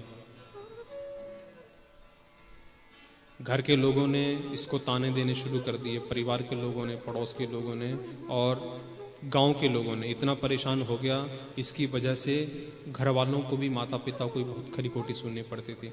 शायद माता पिता को ज़्यादा सुनना पड़ता था, बच्चे को उतना नहीं कहते थे। सीधा माँ बाप पे बात आती थी कि आपने अपने बच्चे को अच्छा संस्कार नहीं दिया। लेकिन वो कुछ शायद उसके भाग्य में था, कुछ उसको शाप का प्रभाव था कि उसको वो ज्ञान जो उसके पास टिक नहीं पाता था। पढ़ता था, सुनता था, बार बार उसका निरंतर अभ्यास करता था, लेकिन अभ्यास करने के बाद भी वो ज्ञान जो है, वो मंत्र उसके पास टिक नहीं पाता था। तो ये इतना दुखी हो गया, इसने घर छोड़ दिया। 12 साल के बाद जंगल में गया, जंगल में एक छोटी सी कुटिया बनाई और एक नियम बना लिया, जीवन में हमेशा एक नियम जरूर होना चाहिए, चाहे वो चुगली करने का हो, है ना। अगर आप चुगली करने की आदत तो खूब चुगली करो, फिर छोड़ो मत उसको, पूरे जीवन चुगली करते रहो। अगर चुगली भी करोगे तो आपको भगवान मिल जाएंगे, सही बात है। चाहे सच बोलने का एक नियम बना लो, चाहे आप लोग दान करने का, बेशक दिन में 1 चावल दाना दान कर दो किसी को, 2 जरूर, 3 दान ही हैं आपके, एक तो बल्ली, दूसरे आपके कर्ण, बहुत बड़े दानी हमारे यहाँ माने जाते हैं। इनका नियम था, हर रोज दान करते थे। इनको भगवान मिल गए केवल दान से। इन्होंने कुछ नहीं किया, गुरु के पास रहे, विद्या सीखी, लेकिन साथ में एक नियम बना लिया कि दान करना ही करना है, चाहे 1 चावल दान क्यों ना करें। तो एक नियम बना लो, या तो सच बोलने का, या फिर दान करने का, या मंत्र करने का, मंत्र जप करने का, या सत्संग करने का। नित्य प्रति वो मत छोड़ो। अगर कुछ क्षण मिले तो उन क्षणों में वो कर्म आपका नित्य कर्म अवश्य होना चाहिए, और नित्य कर्म करते करते आपको भगवान के दर्शन हो जाएंगे। तो इन्होंने एक नियम बना लिया कि ये हमेशा सच बोलते थे। जंगल में गांव से बाहर ये रहते थे, नदी के किनारे, और केवल सच्ची सोच बोलते थे। इनके पास बहुत कम लोग आते थे, आता जाता इनको कुछ नहीं था, क्योंकि पढ़े लिखे नहीं थे और साथ में कुछ शाप भी था। लेकिन सच बोलना शुरू कर दिया, केवल सच सच बोलते थे और सच बोलने से कभी डरते नहीं थे। तो इनके यहाँ जो एक शिकारी आया जंगल में शिकार खेलने के लिए, उसने एक बाण साधा और उसका बाण जो है एक सूअर को लगा, सूकर को लगा। सूकर भागता भागता जो इनके कुटिया में आ गया, और जैसे इन्होंने देखा कि सूकर जो है लहू लुहान है, तो जो सत्य जो है किसी की जान बचाए, जो सत्य किसी की पीड़ा दूर करे, वो असत्य जो है वो सत्य हो जाता है। मान लीजिए अगर आप किसी की जान बचा रहे हो, आपके झूठ बोलने से अगर उसकी जान बचती है तो वो असत्य नहीं है, वो सबसे बड़ा सत्य है। आप व्रतधारी हो कोई बात नहीं है, लेकिन अगर दूसरे की जान बच रही है, दूसरे का उपकार हो रहा है उस झूठ बोलने से, तो उस झूठ बोलने से भी कुछ पीछे मत हटो, फिर आपका व्रत वो भंग नहीं होगा। तो उसने देखा ये दुविधा में आ गए कि मैंने अब सच बोलने का व्रत धारण कर रखा है, ये सूअर जो है अब बाण से बिंधा है, रक्तपात हो रहा है, शरीर से इसके रक्त गिर रहा है, अब मैं झूठ बोलूं या सच बोलूं। तो भगवती की कृपा, सच बोलता था। तो एक शिकारी आया, जैसे ही आप पहुंचा उसने पूछा मेरा सूअर देखा, मैं भूखा हूं, मैंने सुबह से कुछ नहीं खाया, केवल एक शिकार किया, वो भी कहीं भाग गया। तो उन्होंने कहा या पश्यति साना ब्रूते, या ब्रूते साना पश्यति। जिसने कभी नहीं पढ़ा उसके मुंह से श्लोक निकल गया केवल सच बोलने से, कि जो देखती है वो बोलती नहीं, जो बोलती है वो देखती नहीं। आंखें देखती तो हैं लेकिन बोल नहीं पाती। अब मैं क्या बताऊं तेरे को, है ना। आंखों ने देखा तो है लेकिन बोलती नहीं आंखें, और जो बोलती है वो दिखती नहीं है। मेरी जीभ बोलती है लेकिन ये देखती नहीं, इसने कुछ देखा ही नहीं है, तो मैं क्या बताऊं आपको। तो मुझे नहीं पता वो कहाँ गया। दोनों चीजें उसने, ना तो झूठ बोला ना सच बोला, एक तरीके से जो है उसकी जान बचा दी। और उसके मुंह से उसने एक शब्द सुना, जब वो आया था कि रात, उसने कहा ए मेरा शुक्र देखा, तो उसने केवल ए सुना, जो बीज मंत्र है ऐम ह्रीम क्लीम चामुंडे का, उसमें एक अक्षर और जोड़ दो, एक बिंदिया लगा दो उसमें, ऐम बन जाएगा। तो उसने वही मंत्र पकड़ लिया जो उसके मुख से, किरात के मुख से सुना, और ऐम मंत्र जपना शुरू कर दिया। और उस ऐम मंत्र के जप से उसके जीवन में इतना बड़ा परिवर्तन आया कि पूरे विश्व में जो है उसका नाम फैल गया, और इतना बड़ा विद्वान हुआ कि शायद उस जैसा विद्वान इस धरातल पे कोई दूसरा ना हो। ऐसा ये तथ्य जो है उस शाप से मुक्त हो गया केवल एक बीज मंत्र के जप करने से। तो जितने भी छात्र हैं, आजकल परीक्षाएं चल रही हैं, मैं हमेशा कहूँगा आप लोगों से कि उनको भगवती के चरणों में ज़रूर लेके आओ, एक दिन अवश्य लेके आओ, और नहीं ले पाते हो तो इन 9 दिनों में कम से कम एक बीज मंत्र तो जपवा लो उनसे, ओम ऐम नमः, कम से कम 108 बार। जब वो फ्री होते हैं एक कॉपी पेन उनको दे दो और कहो ओम गम और साथ में ऐम, ओम गम ऐम, ये लिखना शुरू कर दो, या फिर गम ऐम गम ऐम गम ऐम हर रोज़ लिखो सुबह से जब भी समय फ्री होते हो। अपने आप देखोगे बच्चे के जीवन में कितना परिवर्तन आ जाएगा। वो किसी तरह की शिक्षा क्यों ना ले, उसका आचरण, उसका व्यवहार आप लोग खुद बदलता हुआ देखोगे। वो केवल मंत्र की शक्ति है, वो भगवती की कृपा है, उसी से संभव हो पाएगा। तो इतना बड़ा जो है परिवर्तन इस सत्यव्रत के जीवन में आया, तो जन्मेजय की इच्छा और ज़्यादा बढ़ गई। तो उन्होंने कहा प्रभु भगवती की लीलाओं का हम लोग कितना पान करें, जितना पान करें उतना कम है, जितना सुनते जाते हैं उतनी उनकी हमारी उत्कंठा जो है, हमारी इच्छा और ज़्यादा बढ़ती जाती है।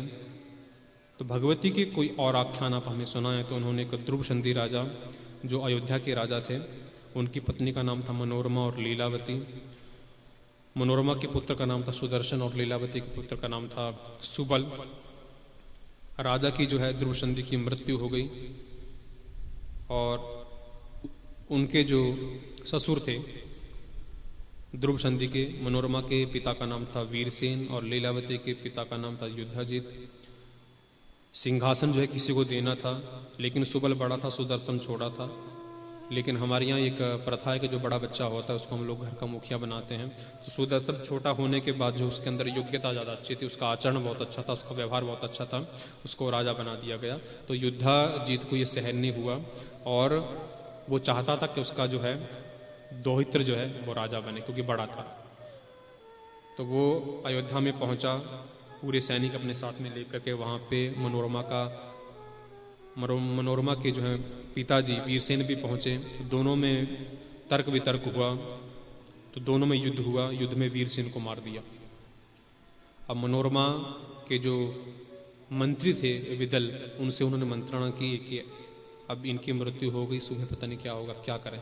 तो उन्होंने कहा आप राज्य से थोड़ा सा पैसा अपने साथ में लेकर के ये छोड़ के चले जाओ, नहीं ऐसा ना हो, क्योंकि आज तक जितने भी राजा बने हैं उनकी मृत्यु ज़्यादातर राज्य के पीछे हुई है, राज सिंहासन के पीछे हुई है।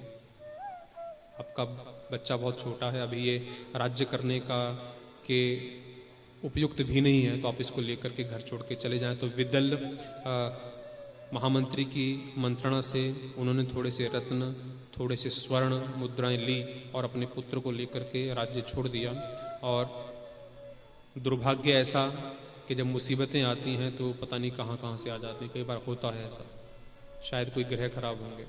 तो रास्ते में गए, जो कुछ लेके गए थे वो भी लुटेरे मिल गए, उन्होंने चुरा लिया। अब रानी के पास कुछ नहीं। नदी आई, नदी को पार किया, भरद्वाज ऋषि का आश्रम, वहाँ पे पहुँचे और उनसे प्रार्थना की कि प्रभु हमारा राज्य छीन लिया गया है, हमें शरण दें अपने आश्रम में। तो भरद्वाज ऋषि ने उनको शरण दिया। तो युद्धाजीत ने जो है अपने सैनिकों को चारों तरफ भेज दिया कि उन दोनों को खोज के लाओ, ऐसा न आने वाले समय में वो राज्य को छीनने के लिए कोई षड्यंत्र न रच दें। तो जब भारद्वाज ऋषि के आश्रम में वो युद्धाजीत के सैनिक पहुँचे, उन्होंने देखा कि यहाँ पे इन्होंने शरण ले रखे, यहाँ पे छुपे हैं। तो वो राजा के पास गए, उन्होंने कहा वो वहाँ पे छुपे हैं, आप स्वयं उनको लेने के लिए जाइए। राजा युद्धाजीत जो है भरद्वाज ऋषि के आश्रम में पहुँचते हैं, उनसे जो है दोनों को मांगते हैं। भरद्वाज ऋषि जो है वो देने से मना कर देते हैं, इनकार कर देते हैं, लेकिन वो छीनना चाहते हैं युद्धाजीत। लेकिन कुछ ऋषि देखने में शांत होते हैं, लेकिन उनके अंदर जो शक्ति होती है, उनके ऊपर जो उनके इष्ट की कृपा होती है वो अद्भुत होती है। तो उन्होंने राजा युद्धाजित को कहा कि शायद आप ये आख्यान भूल गए हैं, एक घटना भूल गए हैं कि विश्वामित्र जब राजा हुए थे अपने समय के, तो उन्होंने भी जो है ऋषि वशिष्ठ के आश्रम में जाकर के भी कुछ ऐसी गलती की थी। वो भी जब विश्वामित्र जब राजा हुए थे अपने समय के, बाद में वो ऋषि बने, मंत्र जप के प्रभाव से गायत्री मंत्र का जप उन्होंने किया निरंतर, प्रतिदिन दिन रात वो गायत्री मंत्र का जप करते, तब जाकर के उनको ब्रह्मर्षि पद मिला। तो वो पहले राजा हुआ करते थे। उनके राज्य में रहते थे ऋषि वशिष्ठ। उनके आश्रम में जो है वो बहुत से छात्र पढ़ते थे, वेदों का पठन पाठन वहाँ पे होता था, वो बच्चों को वेद सिखाते थे, वेद पढ़ाते थे। तो उनको जो है एक नंदिनी नाम की गाय जो है वो देवताओं के द्वारा दी गई थी, ताकि उसका दूध पी करके बच्चे जो हैं उनका पालन पोषण हो, उनकी बुद्धि भी बढ़े और वो वेदों को सीख करके उसका प्रचार करें, लोगों का कल्याण हो जिससे। तो उस नंदिनी को जब राजा गया पूरे अपने सैनिकों के साथ, हजारों सैनिक उसके साथ थे, तो जब आश्रम में पहुंचा वशिष्ठ जी के यहाँ, तो उनके आदर सत्कार में वशिष्ठ जी ने 56 तरह के भोग उनको लगाए, ऐसे ऐसे खाना उनको खिलाया कि जैसा आज तक राजा ने कभी खाया भी नहीं था, कभी सोचा भी नहीं था। इतना तरह के भोग जो है उन्होंने राजा के सामने रखे। तो उन्होंने वशिष्ठ जी से कहा, विश्वामित्र जी ने, कि आप तो एक सन्यासी हैं, आप तो एक संत हैं, आपके आश्रम में तो, आपका आश्रम तो दान से चलता है, दान देते तब जाके आपके बच्चों का पेट भरता है, आपने एक राजा को इतने 56 तरह के भोग खिला दिए, अद्भुत बात। तो राजा से वशिष्ठ मुनि ने कहा कि मैं आपके राज्य में रहता हूँ, लेकिन देवताओं की कृपा से, भगवती की कृपा से मुझे नंदिनी गाय मिली है, इससे जो मांगो वो मिलता है। आपको दूध चाहिए, रेडीमेड मिलता है सब कुछ, बना बनाया, कुछ करने की जरूरत नहीं पड़ेगी। एक बार गाय के आगे खड़े हो जाओ, कहो मुझे आज लड्डू चाहिए, कितने चाहिए, 15-20 लड्डू मिल जाएंगे, है ना। तो ऐसी गाय वो नंदिनी थी, यानी कि जो सबको आनंद दे, उसका नाम होता है नंदिनी, जो सबको सुख दे, आनंद दे। तो विश्वामित्र ने कहा कि आपके पास ये गाय क्या करेगी, मैं तो राजा हूँ, मेरे पास रहेगी तो मेरे सैनिक बहुत हैं, वो खाएंगे पिएंगे, मस्त रहेंगे और उनकी भी शक्ति बढ़ेगी इस गऊ के दूध को पी करके। छात्र क्या करेंगे, वेद पढ़ेंगे, वेद पढ़ने के बाद क्या करेंगे ये लोग। लेकिन वशिष्ठ जी ने जो है वो नंदिनी देने से इनकार कर दिया कि तो इससे एक तो मेरे आश्रम का भरण पोषण होता है, मेरे बच्चों को इससे दूध मिलता है, तो मैं इस गाय को आपको नहीं दूंगा। दूसरा, भगवती की कृपा से मुझे मिली है, देवताओं की कृपा से मिलती है, तो ये भी इस कारण भी मैं इसको आपको नहीं दूंगा। लेकिन विश्वामित्र ने उनको छीनना चाहा, तो बस उन्होंने एक बार भगवती का ध्यान किया, गौ माता का ध्यान किया। गौ माता के कान से इतने सैनिक निकले, इतने सैनिक निकले कि जितने राजा के पास सैनिक थे वो सब उन सैनिकों को देख के भाग गए। इसलिए हमारे हम लोग गौ माता की पूजा करते हैं, है ना। यहाँ पे आजकल तो गौ माता दिखाई भी नहीं देती है, गौ माता के दर्शन दुर्लभ हो गए हैं। लेकिन हम लोग चाहते हैं कि आप लोग घर में गौ पालें, कहीं से भी लेके आएँ। गौ पालोगे तो जरूर लाभ ही लाभ है। 33 करोड़ देवताओं का वास होता है गाय में, और उनका गौमूत्र, उनके गौ गोबर का जिस घर में वो होता, उस घर में कभी लक्ष्मी की कमी नहीं होती। गौ के गोबर में लक्ष्मी बसती है, पता है आपको। हम लोग गोबर से वो करते हैं, है ना, कि छी गोबर कहाँ से आ गया ना। लेकिन आपको पता नहीं, हम लोग आज भी जब हिमाचल में हमारे यहाँ जाएंगे, हम लोग जब तक गोबर, गाय का गोबर ना लेप लें तब तक हम लोग पूजा नहीं करते। हमारी पूजा ही गोबर से शुरू होती है। कहीं विवाह हो तब गोबर से लीपेंगे, चाहे वो सीमेंट का क्यों ना बना हो। जब तक गोबर नहीं लीपा तब तक हम लोग अपनी पूजा का शुभारंभ नहीं करते। कोई भूत प्रेत, कोई बाधा, जहाँ जिस घर में गौमूत्र होता है, जिस घर में गौ गोबर होता है, वहाँ पे कोई भूत प्रेत आदि बाधा नहीं होती। और जो गौमूत्र का पान भी करता है, जिसको पीता भी है ना, उसको बीमारियां नहीं होती। ये सिद्ध है, जिसको करना है अनुभव आप लोग कर सकते हो। तो 33 करोड़ देवताओं का वास भगवती में, गौ माता जो इसलिए भगवान कृष्ण की प्रिया है गौ, इसलिए उन्होंने बहुत से लोग कहते हैं ना गोवर्धन गोवर्धन। गोवर्धन का मतलब समझते हो? गोवर्धन कोई पहाड़ नहीं है, गोवर्धन तो पहाड़ बना दिया। गोवर्धन का मतलब तो वर्धन होता बढ़ाना, बढ़ाओ किसको? गौ को, गौ माता की संख्या को बढ़ाओ, गौ माता की सेवा करो।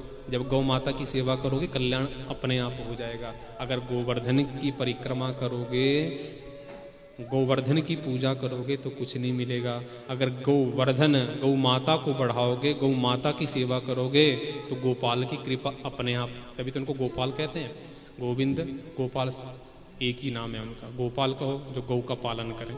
तो कल हम उनकी कथा करेंगे कृष्ण की, क्योंकि जो हम पुराण होते हैं, पुराणों में एक प्रक्रिया होती है सर्ग प्रतिसर्ग और वंश वर्णन। तो वंश वर्णन में कल राम जी की कथा, और कल जो हम लोग गोविंद की कथा करेंगे भगवान श्री कृष्ण की, ये नियम है। तो हम लोग उस नियम से परे नहीं होंगे, निरंतर उस नियम को अपनाएंगे, तो नंदिनी के कान से इतने इतने सैनिक निकले कि राजा विश्वामित्र परेशान हो गए। तो उन्होंने उसी क्षण ये प्रतिज्ञा कर ली कि आज के बाद मैं राज्य छोड़ दूंगा, क्योंकि मेरे पास इतना सब कुछ होने के बाद भी इस ऋषि के पास इतना है कि ये तो पूरा राज्य चला लेगा, और मैं खुद राजा हूँ, और इतना कुछ होने के बाद भी मेरे पास कुछ भी नहीं है, मैं इससे लड़ तक नहीं सकता। और किया कुछ नहीं इसने, केवल एक प्रार्थना की गौ माता की और कृपा हो गई नंदिनी की। तो उन्होंने उसी दिन से निश्चय कर लिया, गायत्री मंत्र का जप किया और गायत्री माँ के दर्शन किए और ब्रह्मर्षि बने। तो युद्धाजित को जब इन्होंने कहा कि ऐसा ना हो कि क्या जैसा विश्वामित्र के साथ हुआ ऐसा कहीं आपके साथ हो जाए, इसलिए आप ये आश्रम छोड़ के चले जाओ, तो युद्धाजित ने सोचा नहीं, बात तो सही है, इतिहास है और प्रत्यक्ष प्रमाण है, मुझे निश्चित रूप से इस से दूर रहना चाहिए। तो धीरे धीरे वहाँ पे वो बढ़ता गया बच्चा, और ऐं ह्रीं क्लीं चामुंडाय विच्चे मंत्र का नित्य प्रति उस आश्रम में जप होता था। उनके गुरु के सानिध्य में सभी शिष्य करते थे। तो ये राजा था। तो हमारे यहाँ आज भी नियम है कि ज़्यादातर ब्राह्मणों को जो है हम लोग वेद मंत्र पढ़ाते हैं। आप लोग भारत में जाएंगे, भारत में बहुत से आश्रम ऐसे हैं जहाँ पे केवल ब्राह्मण वर्ग जो है वो वेद पढ़ता है, और क्षत्रिय जो है वो रक्षा, उनका जो जिम्मेवारी होती है उनको होती है रक्षा करने की, और जो वैश्य होता है वो व्यापार करता है, वो हमेशा व्यापार करके दान करके धर्म की स्थापना करता है। राजपूत क्षत्रिय रक्षा करता है, ब्राह्मण जो है वो वेदों का पठन पाठन करता है, उसका प्रचार करता है, वैश्य जो व्यापार करता है दान करता है, शूद्र जो है सेवा करता है। तो इस तरीके से संसार सृष्टि चलती है। अगर सभी ब्राह्मण बन गए तो सुनने वाला कौन होगा, है ना। अगर सभी बिजनेसमैन बन गए तो खरीदेगा कौन, है ना। आप सभी लोग अपने घर में दुकान खोल लो, है ना, किसको बेचोगे। गांव में अगर हर घर में दुकान होगी किसको बेचोगे, कौन बेचेगा, कौन खरीदेगा, है ना। अगर सभी लोग ब्राह्मण बन गए तो पूजा कौन करेगा, करवाएगा कौन। तो एक सृष्टि का नियम था कि हर चीज़ को एक मात्रा में रखा जाए ताकि सृष्टि में कभी विकार ना आए। लेकिन बाद में ये चीज़ उसका प्रचार कुछ ऐसा हुआ कि थोड़ा ऊंचा नीचा लोगों ने करना शुरू कर दिया, ये ऊंचा है ये नीचा है। तो उस ऊंच नीच की वजह से पूरी सृष्टि में परिवर्तन, ये द्वेष भाव ईर्ष्या होना शुरू हो गया। तो जो सारे नियम थे वो बिगड़ने शुरू हो गए, और आज आप देखते हो आज क्या हाल हो रहा है। लेकिन फिर भी हम लोग भगवत से प्रार्थना करते हैं कि हमारा सनातन धर्म जो है वो सुरक्षित रहे, और ऐसी जितनी भी बाधाएं हैं वो दूर हों, और सृष्टि का क्रम जो है वो अच्छे तरीके से चले। तो बोलिए माँ आदि भवानी की, जगजननी माँ जानकी भवानी की। तो हम अपनी कथा का विराम आज यहीं पे करेंगे। कल भगवान राम जी की कथा, उनके वंश, सूर्य वंश का वर्णन, यदुवंश का वर्णन की चर्चा वर्णन हम लोग करेंगे। तो हम लोग सत्संग करते हैं, सत्संग के पश्चात आज की कथा का विराम हम लोग करेंगे। तो बोलिए माँ आदि भवानी की। आप लोग बहुत शांत हैं, जब तक आप लोग शांत रहेंगे आपको सुनाने वाला खुद शांत हो जाएगा। आप सोओगे आप तो बोलने वालों को भी सुला दोगे, तो थोड़ा स्वयं भी जागो और दूसरे को भी जगाइए। बोलिए माँ आदि भवानी की। कोई आनंद नहीं आया आपकी जय में? अभी भी थोड़ा सा धीमे आपकी आवाज आ रही है। बोलिए माँ आदि भवानी की, जगजननी माँ जानकी भवानी की।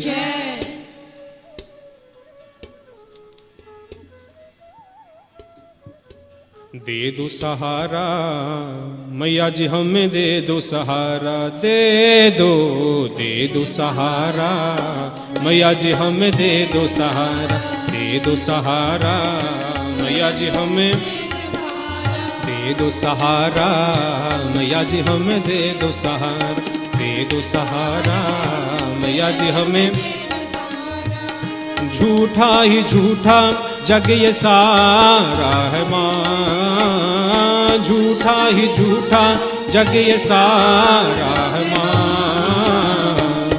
बस तुम्हें बस तुम्हें बस तुम्हें बस तुम्हें ये पुकारा है माँ। दे दो सहारा मैया जी हमें, दे दो सहारा मैया जी हमें, दे दो सहारा मैया जी हमें, दे दो सहारा, दे दो सहारा मैया जी हमें।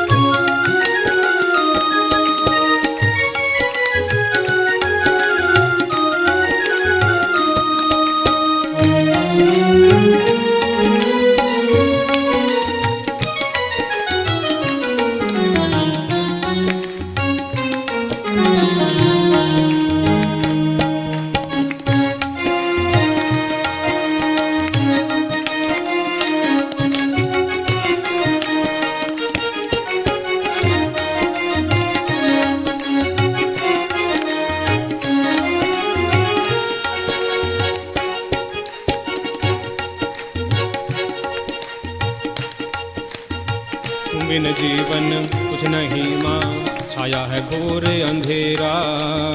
तुम बिन जीवन कुछ भी नहीं माँ, छाया है घोर अंधेरा। ज्ञान की मैया ज्योत जगा दो, हो जाए माँ सवेरा। ज्ञान की मैया ज्योत जगा दो, हो जाए माँ सवेरा। चरणों का तेरे एक सहारा है माँ, चरणों का तेरे एक सहारा है माँ। बस तुम्हें, बस तुम्हें, बस तुम्हें, बस तुम्हें ये पुकारा है माँ। दे दो सहारा मैया जी हमें, दे दो सहारा मैया जी हमें, दे दो सहारा मैया जी हमें।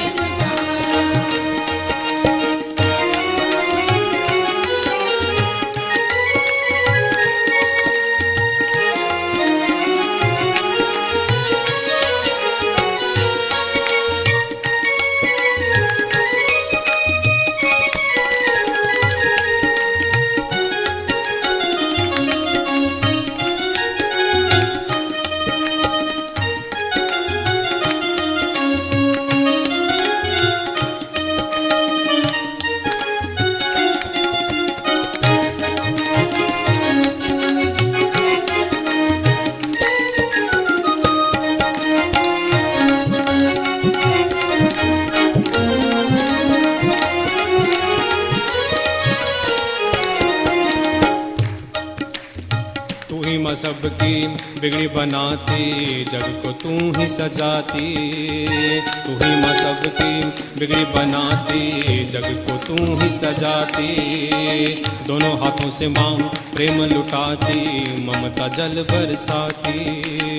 दोनों हाथों से माँ प्रेम लुटाती, ममता जल बरसाती। चरणों का तेरे एक सहारा है माँ, चरणों का तेरे एक सहारा है माँ। बस तुम्हें, बस तुम्हें, बस तुम्हें, बस तुम्हें ये पुकारा है माँ। बस तुम्हें, बस तुम्हें ये पुकारा है माँ। दे दो सहारा मैया जी हमें, दे दो सहारा, दे दो सहारा मैया जी हमें, दे दो सहारा, दे दो सहारा मैया जी हमें, दे दो सहारा।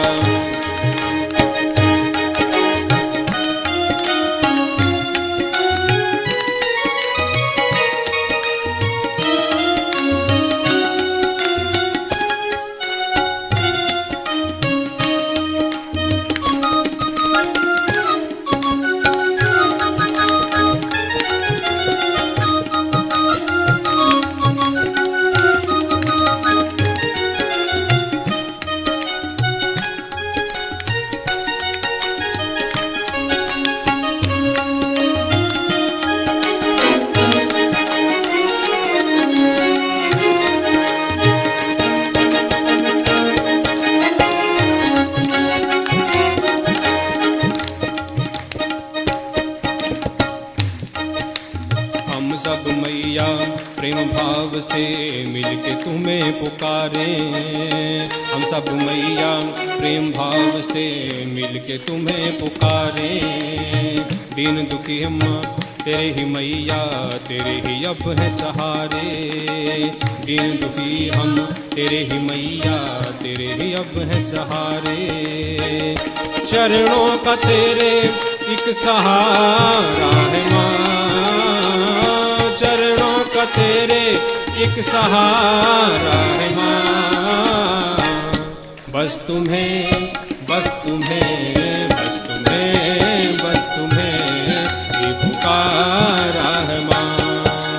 दे दो सहारा मैया जी हमें, दे दो सहारा, दे दो सहारा मैया जी हमें, दे दो सहारा, दे दो सहारा मैया जी हमें, दे दो सहारा, दे दो सहारा मैया जी हमें, दे दो सहारा।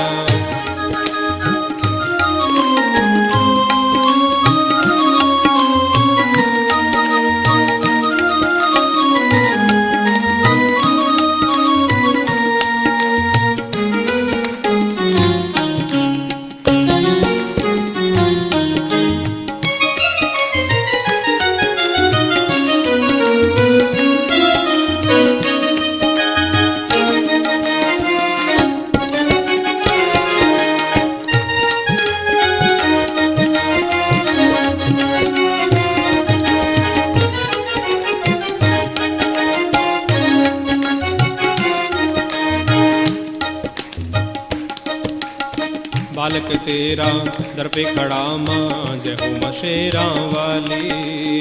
बालक तेरा दर पे खड़ा माँ, जय हो माँ शेरा वाली। सबके मैया दुखड़े हर लो, दुखड़े हरने वाली। सबके मैया दुखड़े हर लो, दुखड़े हरने वाली। चरणों का तेरे एक सहारा है माँ, चरणों का तेरे एक सहारा है माँ। बस तुम्हें, बस तुम्हें, बस तुम्हें, बस तुम्हें ये पुकारा है माँ। बस तुम्हें, बस तुम्हें ये पुकारा है माँ। दे दो सहारा मैया जी हमें, दे दो सहारा मैया जी हमें, दे दो सहारा, दे दो सहारा मैया जी हमें, दे दो सहारा मैया जी हमें, दे दो सहारा, दे दो सहारा मैया जी हमें, दे दो सहारा, दे दो सहारा मैया जी हमें, दे दो सहारा, दे दो सहारा मैया जी हमें, दे दो सहारा मैया जी हमें, दे दो सहारा, दे दो सहारा मैया जी हमें, दे दो सहारा। बोलिए मादी भवानी की, जगजननी माँ जानकी भवानी की। अंतिम आरती हम लोग करेंगे। अंतिम आरती से भगवती का कथा का विराम लोग करेंगे। आप सभी लोग अपने अपने स्थान पे खड़े हो जाएं, श्रद्धा भक्ति भाव से भगवती आरती में हमारा सहयोग करें।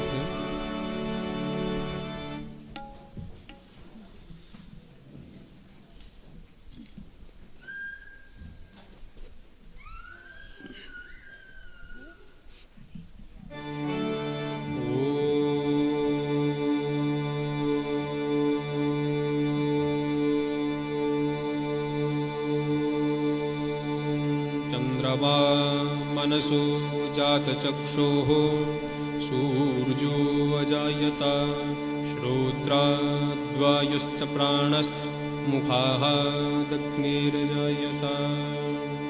जगजननी जय जय मैया, जगजननी जय जय भयहारिणी, भयहारिणी भवभामिनी जय जय।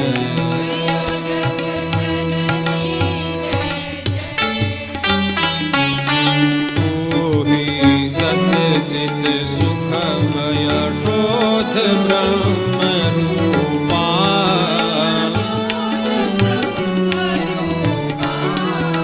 सत्य सनातन सुंदर,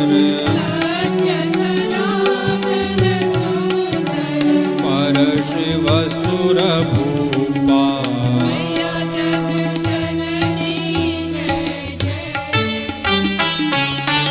आदिया नादिया नामय अविचल विनाशी,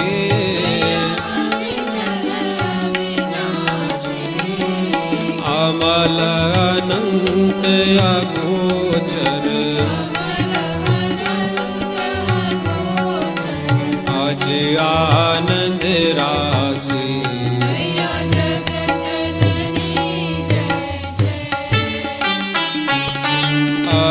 अविकारी अघहारी अकल कलाधारी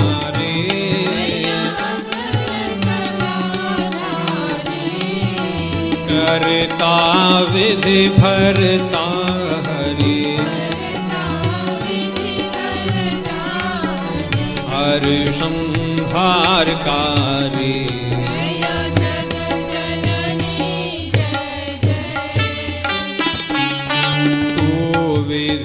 विधिवधूरमा तू उमा महामाया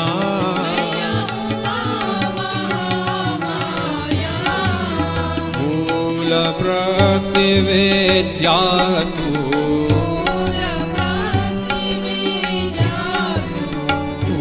जननी जाया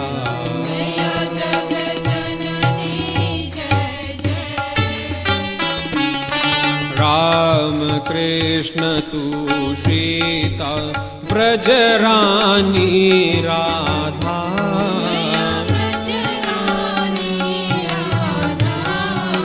तू वांछा कल्पद्रुम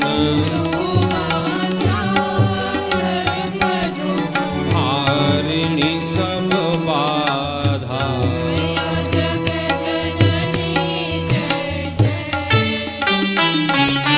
दश विद्या नव दुर्गा नाना शस्त्र करा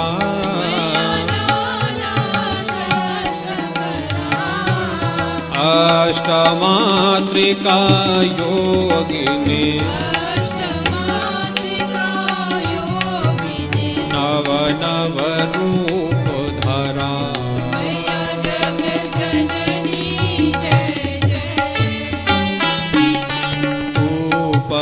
धाम निवासिनी महाविलासिनी तू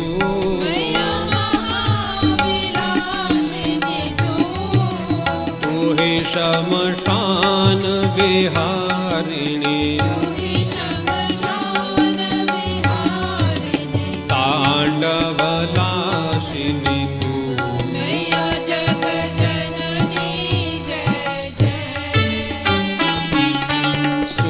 मुनि मोहिनी सौम्या तू शोभाधारा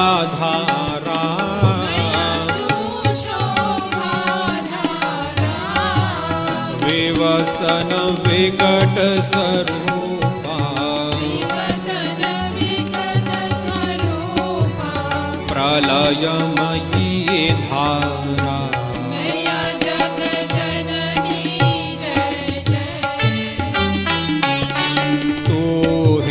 स्नेह सुधामयी तू अति गरिल मना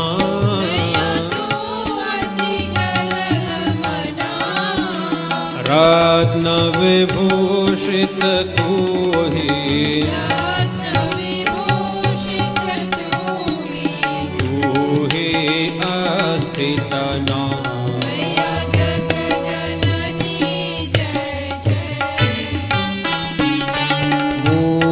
मूलाधार निवासिनी इह पर सिद्धि प्रदे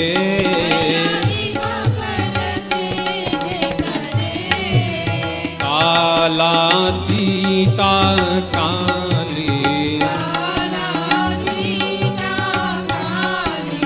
कमला तू वरदे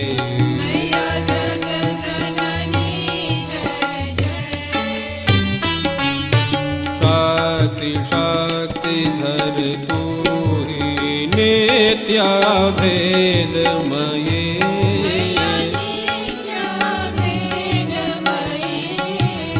भेद प्रदर्शिनी वाणी विमले वेद त्रये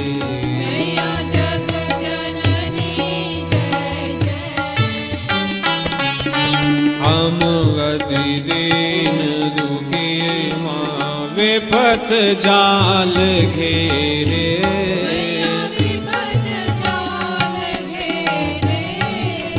है कपूत अति कपटी पर बालक तेरे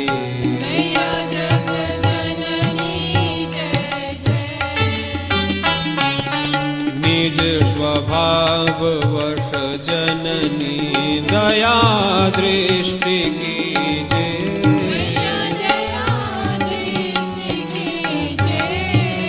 करुणा करे करुणामय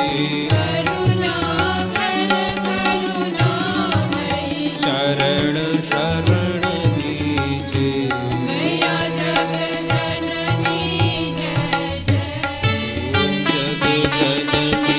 जय ओ मैया जग जननी जय जय ओ अम्बे जग जननी जय जय ओ दुर्गे जग जननी जय जय ओ लक्ष्मी जग जननी जय जय ओ काली जग जननी जय जय भयहारिणी भवतारिणी भयहारिणी भवतारिणी भवभामिनी जय जय या जग जननी जय जय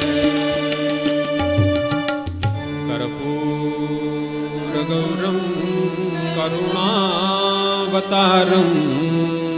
संसारसारं भुजगेन्द्रं सदा वसन्तं हृदयारविन्दे भवं भवानी सहितं त्वमेव माता च पिता त्वमेव त्वमेव बन्धुश्च सखा त्वमेव विद्याद्रविणं त्वमेव त्वमेव सर्वं त्वमेव सर्वं मम देवे आवाहनं न जानामि न जानामि विसर्जनं पूजां चैव न जानामि क्षम्यताम् अपराधसहस्राणि क्रियन्ते हर्निशं मया दासोऽयमिति मां मत्वा क्षमस्व परमेश्वरी मन्त्रहीनं क्रियाहीनं भक्तिहीनं महेश्वरी यत्पूजितं मया देवे परिपूर्णं मत्समः पातकेनास्ति पापाग्नि त्वत्समानहि एवं ज्ञात्वा महादेवे यथा योग्यं तथा कुरु सर्वे भवन्तु सुखिनः सर्वे सन्तु निरामया सर्वे भद्राणि पश्यन्तु मा कश्चित् दुःखभाग् अपुत्रा पुत्रिणा सन्तु पुत्रिणा सन्तु च पौत्रिणा अघना सघना सन्तु पूर्णा सन्तु बोलिए माँ दी भवानी की जगजननी माँ जानकी भवानी की धर्म की अधर्म का प्राणियों में विश्व का गौ माता की सत्य सनातन धर्म की नमः पार्वती पतये हर हर महादेव।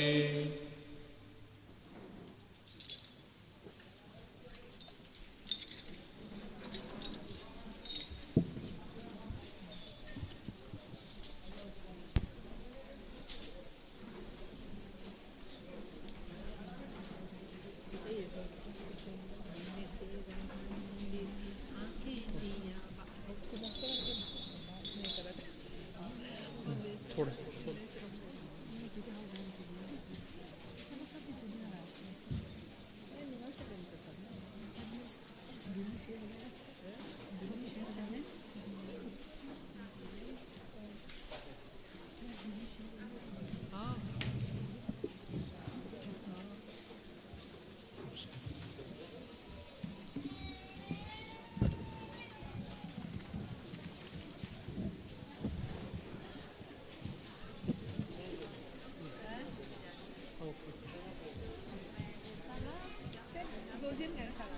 कर सकते हैं, उसको तैयार करना पड़ेगा।